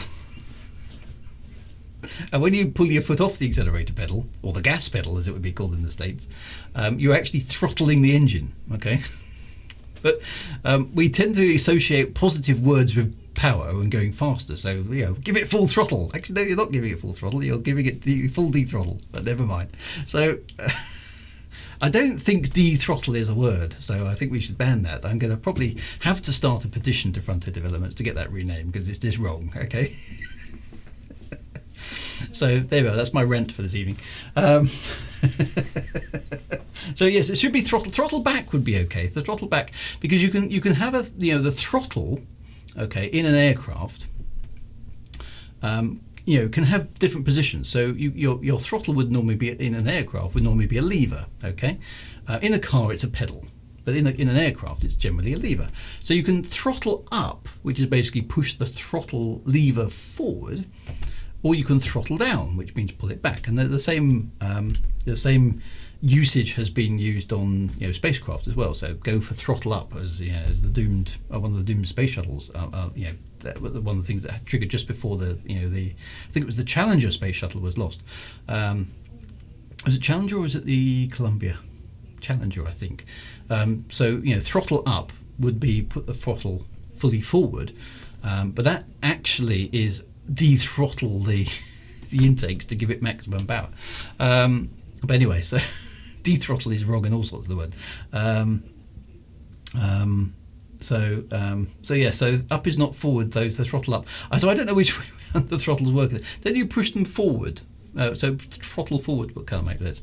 A Columbia burned up on re-entry, so there we are. Yep, so there we go. Anyway, that's my rant for these days. De-throttle makes no sense. Okay. And anyway, why would a hyperspace drive need a throttle anyway? Surely it's got some magic space timey-wimey stuff. Anyway, right, so I'm going to jump into the Ring sector now, because we need to start doing the hyperspace. Now, actually, we're not quite in the Ring Nebula, because, alas, we can't actually get to the Ring Nebula. So I'm going to get to this system here, which is the closest one. And I guess it's wrong on all levels because there's no area. So throttle is entirely the wrong word for the hyperspace thingy. And de-throttle is worse as well. So I'm very upset, as you can tell by this. So every time I see it now, I'm going to be annoyed that hyperspace de-throttle has been engaged. There we go. Hyperspace de-throttle engaged. So I shall have to have words. Not that anybody takes any notice of me anymore, but or ever, in fact. But the idea of something's basically saying, I'm going to slow the ship down. So actually, it should be sort of a better name for it would be sort of a frame shift drive proximity something. So that's a good question for the chat, actually. What's a better name for the hyperspace de-throttle? It's sort of frame shift drive proximity inhibitor. Which probably isn't quite as punchy, I have to say, but so there we go. Right, so actually there we go, there it is. Now actually it's rather pretty. It's just really small. So there is the Ring Nebula. That's a real shame that we can't actually go there, because it actually does look rather cool. But I'm pretty sure I'm right, unless anyone can correct me. There's no star, so we can't go in there, which is a shame, because it looks really rather cool. I don't think I can get any closer to it.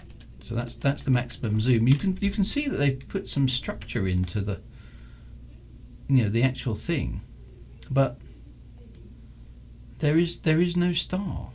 I mean, it actually is a 3D object, isn't it?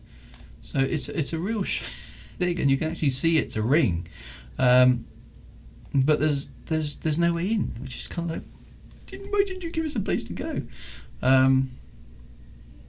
So yeah, a bit of a shame that really.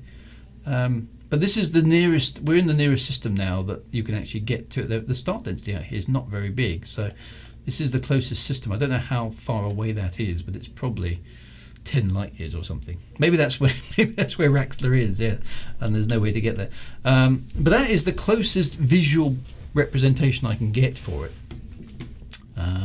So there we go. Right, so we do need to choose a fleet carrier. Now, I am inclined, how are we doing that? Quite a few of the fleet carriers have arrived, which is awesome.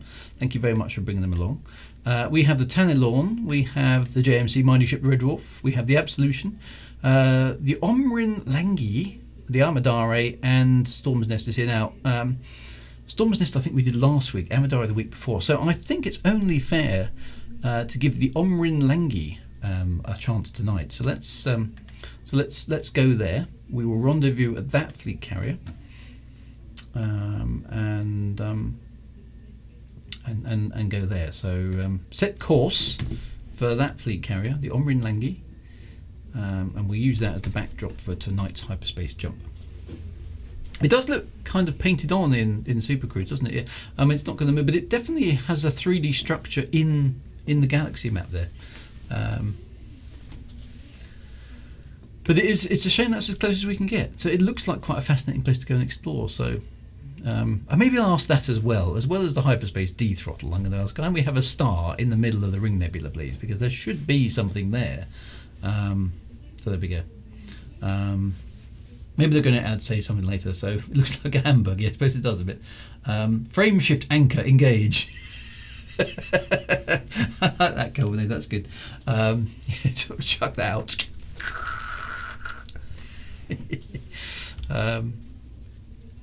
So yeah, there we go. What can we do? Right, it's time. It is time to do the winging thing. Okay, so again, those of you on the stream probably know how this works. What we've got to do is get as many people into the instance as possible, and we do this by stressing the frontier servers. No, what we do here is we have to basically, those of you who are in we got to get to as many people into the instance as in the instance that I'm in as possible, so we can kind of all jump out.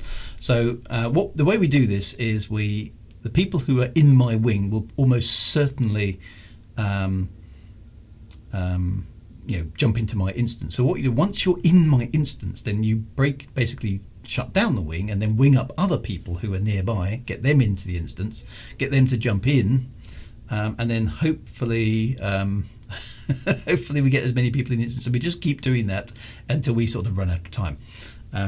So for the owner of the Omrin Langi, if you could set your hyperspace jump to any way of your choosing, and if you are heading to Evelyn's light, probably that direction, for exactly 10 o'clock or as near to as you can, that would be awesome. And we will form up on the back of the Omrin Langi for our own hyperspace jump a few minutes after that. Do you have a jump target ring sector? Okay, I'll just have a quick look at it. I don't have a jump target yet, so I will have a look at that in a minute, because it's nice to jump in a particular direction. We'll have a good look at that. So I'll check that location out, Commander JT. Thank you very much for that.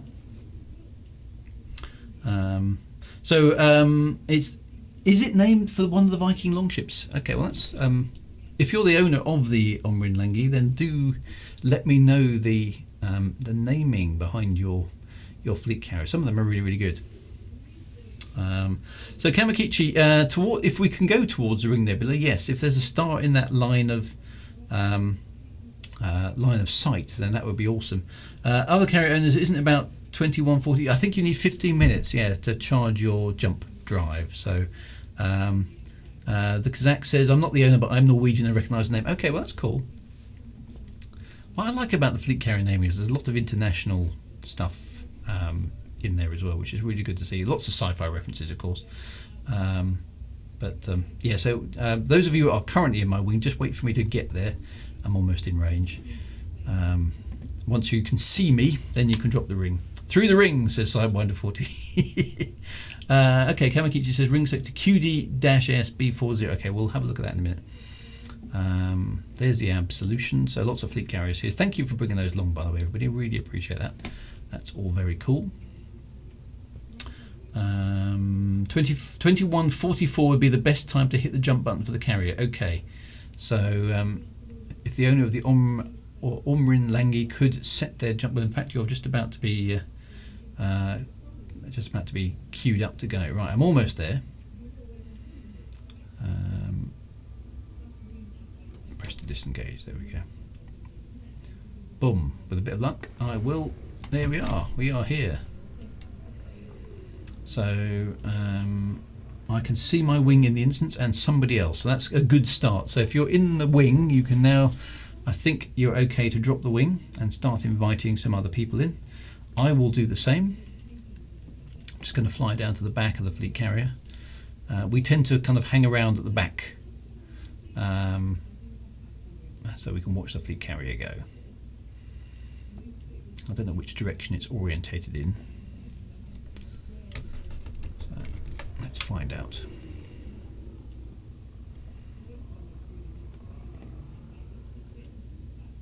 There's a few stars actually. Look, there's some nice little star patterns over there. I don't know what we've done with the Ring Nebula. Where is the Ring Nebula? Oh, I've overshot that a little bit. I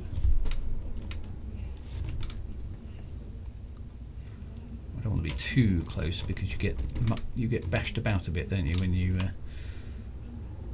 leave. So that's probably a safe-ish distance to be. There we go. Right, so I can see a few other ships here, which is great. Now let me just neutralise my own speed so I'm not drifting about. There we go, 0. That's awesome.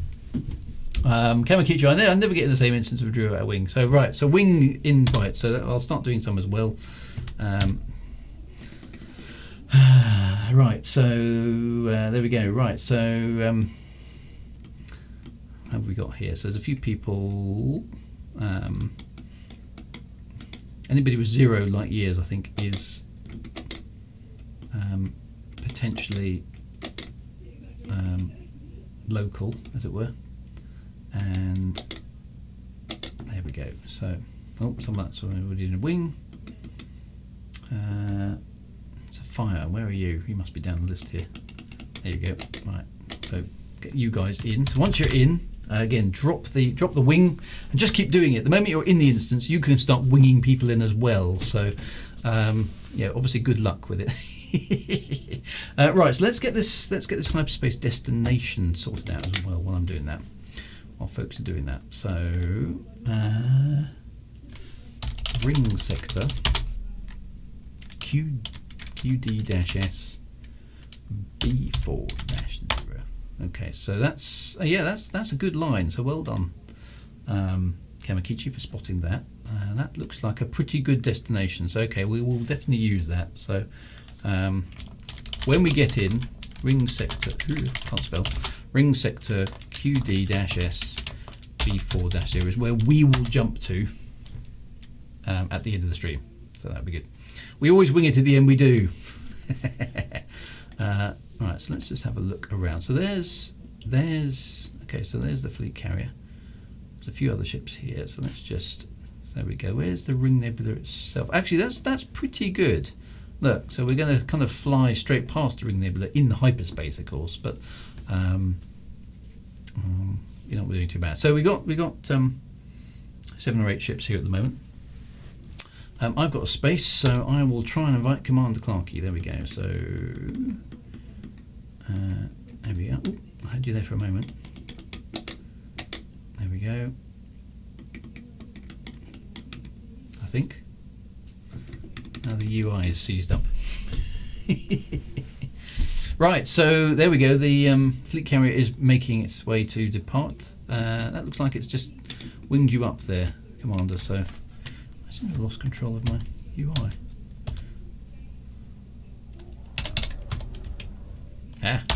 Oh, I have to say, I don't like this interface very much.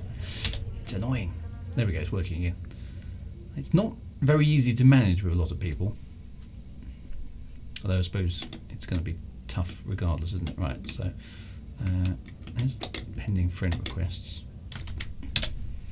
Right, how are we doing? I need to switch off the voice comms, otherwise I get lots of feedback. So, Kamakichi, let's give you a try. There we go. You had a wing invite, so good luck. There we go. So I can see ships appearing. This is good. This is good. So yeah, so the hyperspace destination is good. The fleet carrier is ready to depart.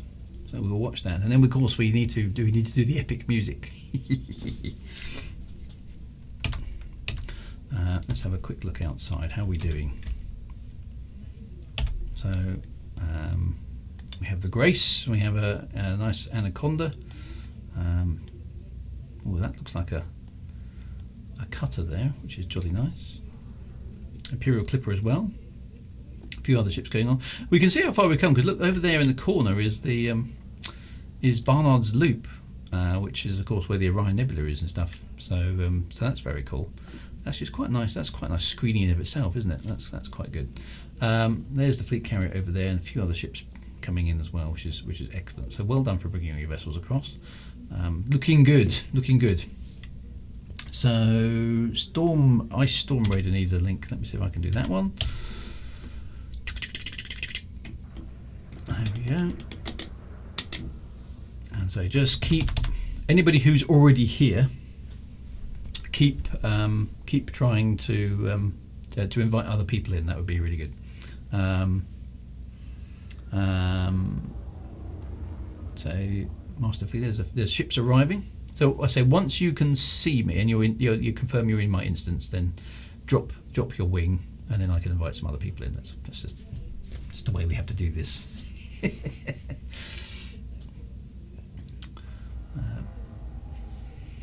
And people doing stuff, and then we'll get underway and jump past the ring sector. Waiter needs a wing. So my wing is full at the moment. I think I'm just waiting for people to come in. So according to this Kamakichi, you're in the instance. So can you see me?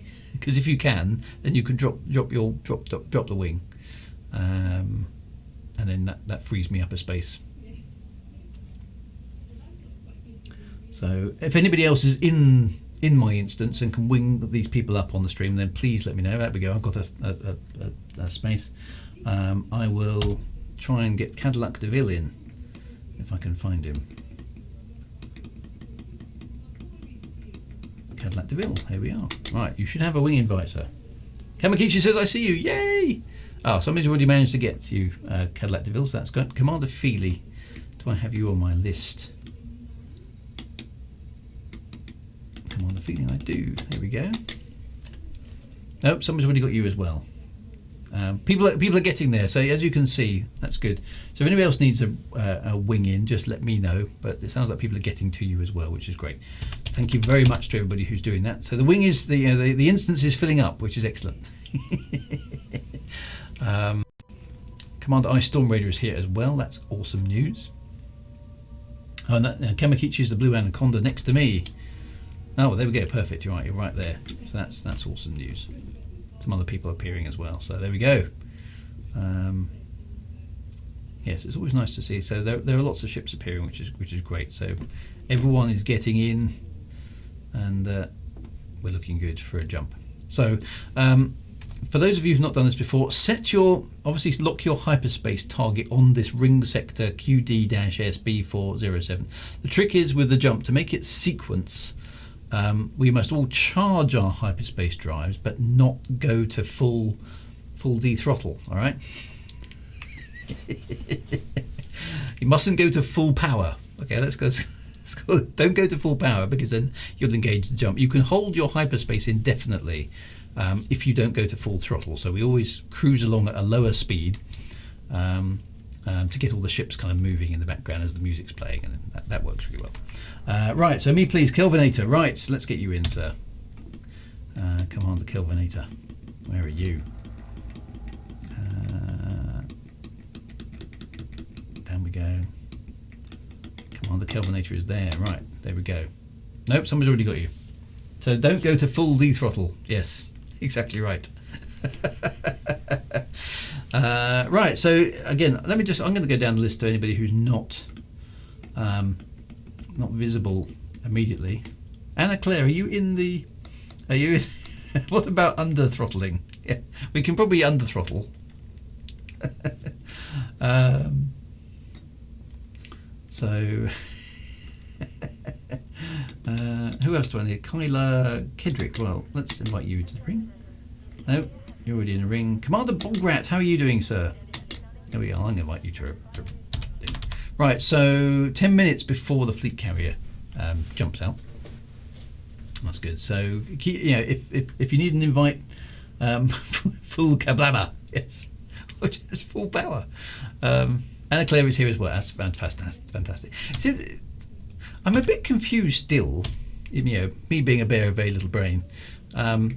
So, Anna Claire's showing as local there. Okay, that means that she's in the instance. Oh, why? I thought so. The funny thing is, she appears twice. Then she appears down here.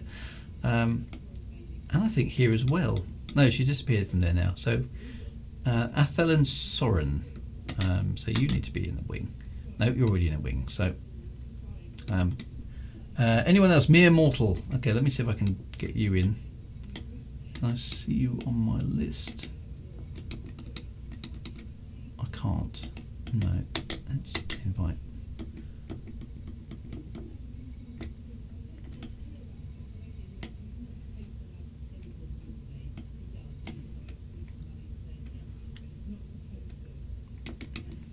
Oh, you're here. Excellent. Okay, good. Well done. So it looks like, yeah. So anyone need a wing invite? Oh, you were here with the start, were you? Okay, fantastic. Just don't go to Plaid. No, we don't want to go that fast. That would be ridiculous. So anyway, did you all see the SpaceX spaceship? That was amazing. I mean, I know it crashed. Or as they say, what was it? Rapid, unexpected. No, what do they call it? Rapid unscheduled disassembly. That's it. RUD. Which is a lovely way of basically saying it crashed. And it was only a test, wasn't it? Of course, it was only a test, and they said it will probably go wrong, but it was amazing seeing the thing go up and then kind of fall back down to Earth. And then sort of right itself using its own thrusters and then attempt to land on the ground. And apparently they didn't have enough pressure in the fuel tank in order to get it on the ground. But it kind of worked. All the engine came on and did their thing. It looked amazing. So really, really cool. I thought it was very, very impressive. Rapid unexpected disassembly, which is... okay, that's good. So right, the instance is filling up nicely. We are doing well. So let's just have a pan out. How are we doing, just in general terms? So there's the fleet carrier is there. We're set up for the hyperspace jump. Lots of ships here, which is excellent. Is that the Sidewinder? Has somebody come in a Sidewinder? Good for you. Well done. Who's that? Somebody, I think, is that is a Sidewinder. I'm just going to go and zoom in on it. Whose ship is that? There's a Sidewinder. I know somebody who's been amazingly brave and come out here in a Sidewinder. So well done. Kudos to whoever that is. I'm going to give you a little moment of glory because I think that's very impressive. So who's come in the Sidewinder? The ship is called. Oh, does it have a name? Bite Size. There we go.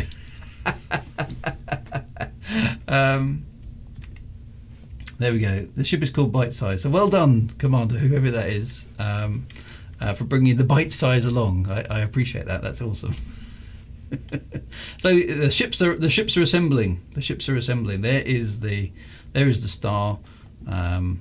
A nice collection of vessels. There's quite a few of us here this evening, which is awesome. It's always good to see the ready for the hyperspace jump. Now it's not going to be long before the fleet carrier.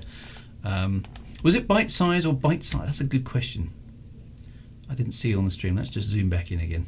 It's the only Sidewinder here, that's for sure. What was it? Bite Size? Oh, it was. Yeah, look. Bite as in a computer bite. Very good. So, well done. This crate over here, this one looks. Look at the paint wear on this ship. Whose is this? This is looks very second-hand. It looks excellent. That hasn't been repainted in a long time. That looks really quite nicely worn. Nice patina, I think that is. It's an 8. Yeah, the Sidewinder's an 8-bit ship. My ship is. I don't think I've repainted it recently. Mine's looking a little bit worse for wear, but not quite as bad as that one was. My ship's obviously called the Carl Sagan. As yeah, it's definitely that Cyber ship. Yeah, you're proud of every ship. It looks really good. I like the way they get worn off. Actually, I think that's quite nice. It's quite nice not to repair your ship, isn't it? Yeah, one trip Hutton Orbital will do that. Will do that to your ship. So let's get all the vessels on the screen. We're about 5 minutes away from the fleet carrier jumping out. So let's. What we'll do is we'll use my piece of music for the for the hyperspace jump of the ships, but it's only fair that we have some music for the there. I think I'm in the ship. There we go. For the carrier to jump off to too. So let's go back to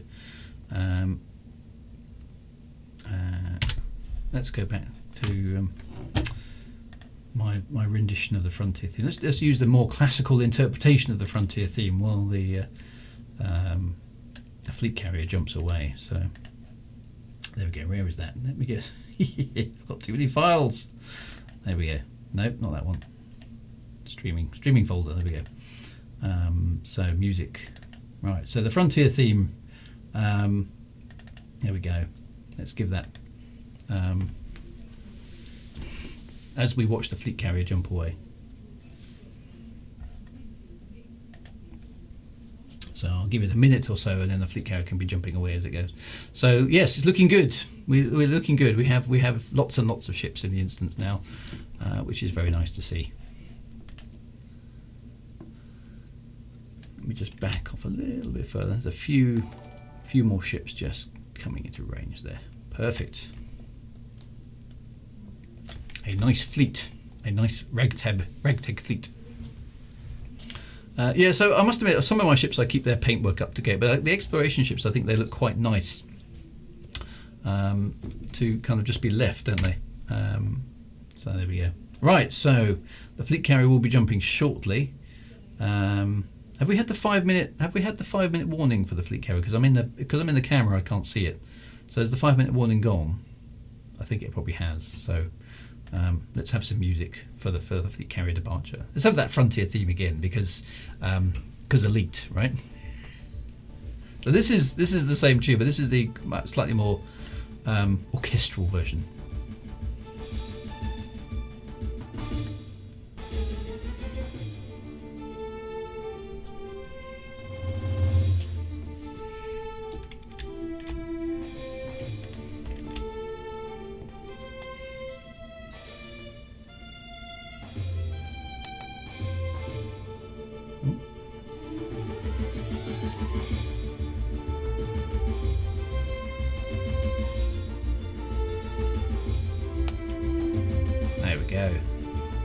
Probably 2 minutes. The fleet carrier should therefore jump out somewhere during this the music.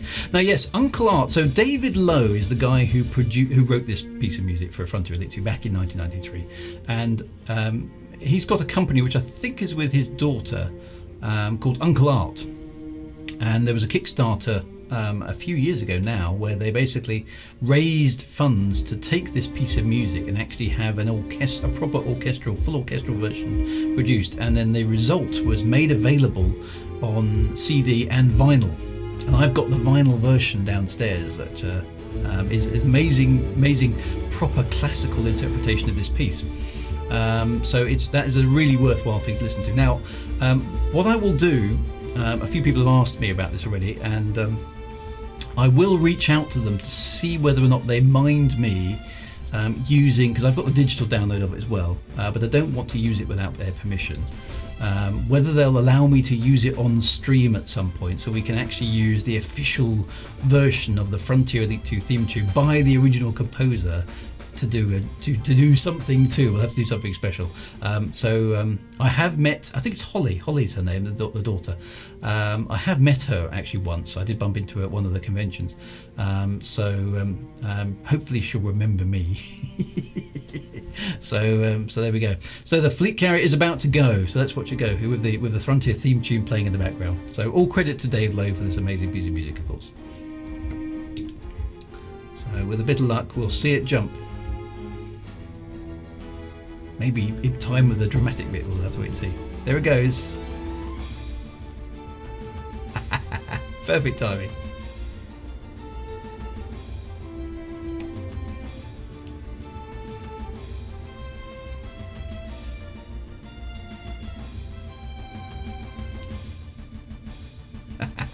Farewell, fleet carrier. There we go.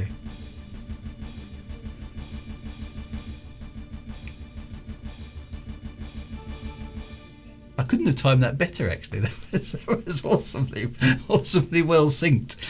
Completely by accident, I can't claim any credit for that at all. I must have just clicked start at exactly the right moment in time. So that was good. That was good. Farewell, Fleet Carrier. Thank you very much for bringing along that on the amazing ship.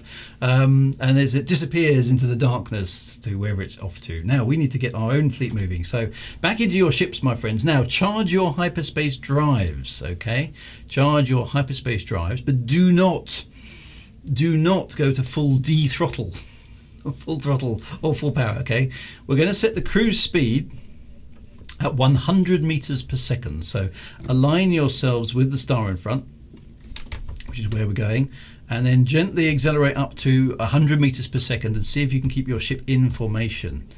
Okay, there we go. 100. Actually, I've been told to take pips out of my engines to do this. So let's do that. Do not throttle up. Okay, do not go to full D throttle. I'm going to just creep it up. Look at that one. Yeah, look at that 101. That's annoying. There we go. Exactly 100. There we go. So somebody's just hyperspace. Don't go to full throttle.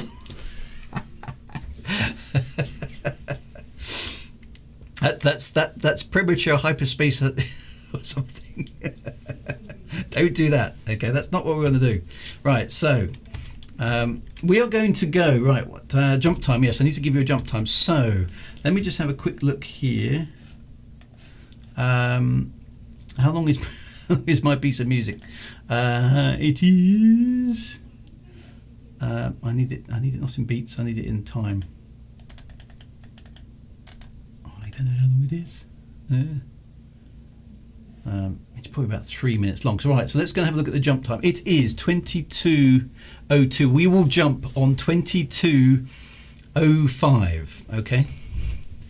So premature acceleration. Yes, don't be careful of that. 22:05. So if your information would be throttle up when the game timer on your HUD says 22:05. Okay, that's what we're going to go for. Right. So let me get an external view. Let's go for this. I'm going to turn around. So anyway, let's back off because we do want the thing. So right, are we ready? There's some music. Let me start that off. So epic tune. Here we go.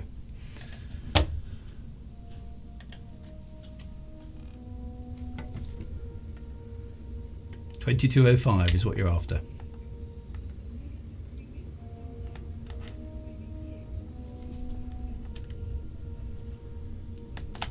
My mouse out there. There we go.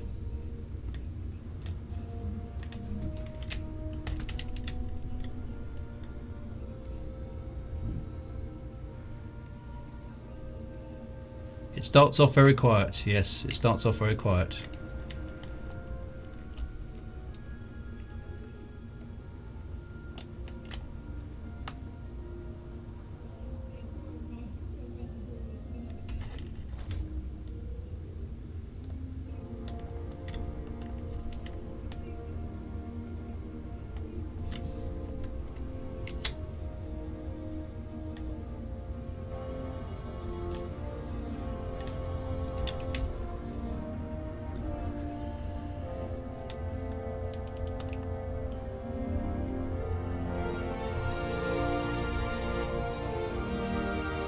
There we go.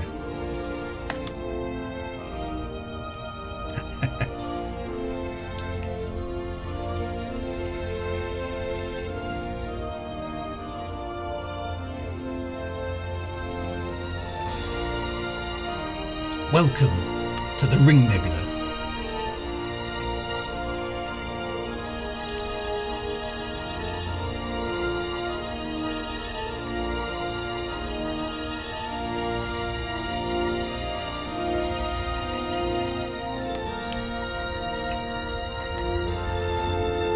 There we go.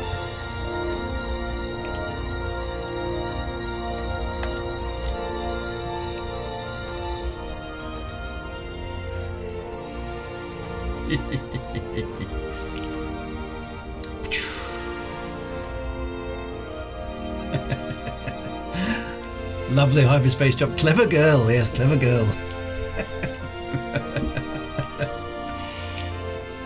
A nice majestic end. to our hyperspace jump. Well done, everybody. That was excellent. A mass hyperspace jump. So this is, of course, the penultimate episode of the Elite Dangerous Astro Tour. Just going to bring that down just a little bit so you can hear me. So thank you very much, everybody who's been along the trip with us. And I suppose I ought to do the jump myself, haven't I? There we go. I don't know if I can do that from outside the ship. Does it work? I'll wait and see what happens. Bom, bom, bom, bom, bom. Does my ship throttle up? Or not? Looks like it just stays there. So there we go. So I hope you enjoyed that. So we will be back. I need to throttle up. That's what I need to do. Throttle up to engage. So we will be back for the ultimate episode of the Elite Dangerous Astro Tour next Thursday. So it's going to be a bit of a Christmas special. So I will hopefully see you there. I appreciate the Frontier stream is also running at the time. So if you want to pop across to them, that's entirely fine. Don't worry. We will be doing our usual stuff. We are heading out to Evelyn's Light. I will give you a rendezvous point during the week as soon as I can identify one. And we'll make the pilgrimage out to Evelyn's Light. Again, if you haven't listened to or read the story of Evelyn's Light, then again, it's available on my website. Please do go and avail yourself of it. It's totally free. You don't need to do anything. You don't need to register. You don't need to do anything. Just go and listen. Go and read. So I'll just dump that in the chat. So that's your homework if you want to do that. Not a true Wega. It could be Elite Dangerous. So go there, and that will get you to the story. I'll give you a rendezvous point during the week, so stay tuned. It'll be on Frontier forums and on Reddit and Facebook and all the other places that you normally would be able to find me. So go and have a look there, and we will head out there, and that will be the end of the Elite Dangerous Astro Tour. What are we doing next year? Well, that's a very good question. So I do have a new account that I got from the Epic Game Store. I'm going to have a play around that. As well, so we'll see. There will be more stuff. There will always be an Elite Dangerous stream. After next week, I'll probably be taking a break through Christmas, so I will sign off for a bit and recharge.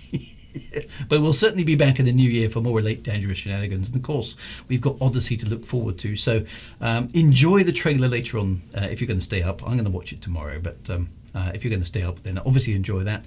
Have fun. Obviously take good care of yourselves. If you're going to be around for Saturday, see you for the Frontier Elite 2 playthrough retro stream. Back on Monday, of course, with my my sci-fi discussion stream. But if I don't see you before next week, take absolute care of yourselves. Be good, fly safe, look after yourselves out there in this crazy, crazy world. And I will speak to you all soon. Take care, my friends. Right on, Commanders, and thank you very much for your company tonight. Always good fun. See you soon. Bye now.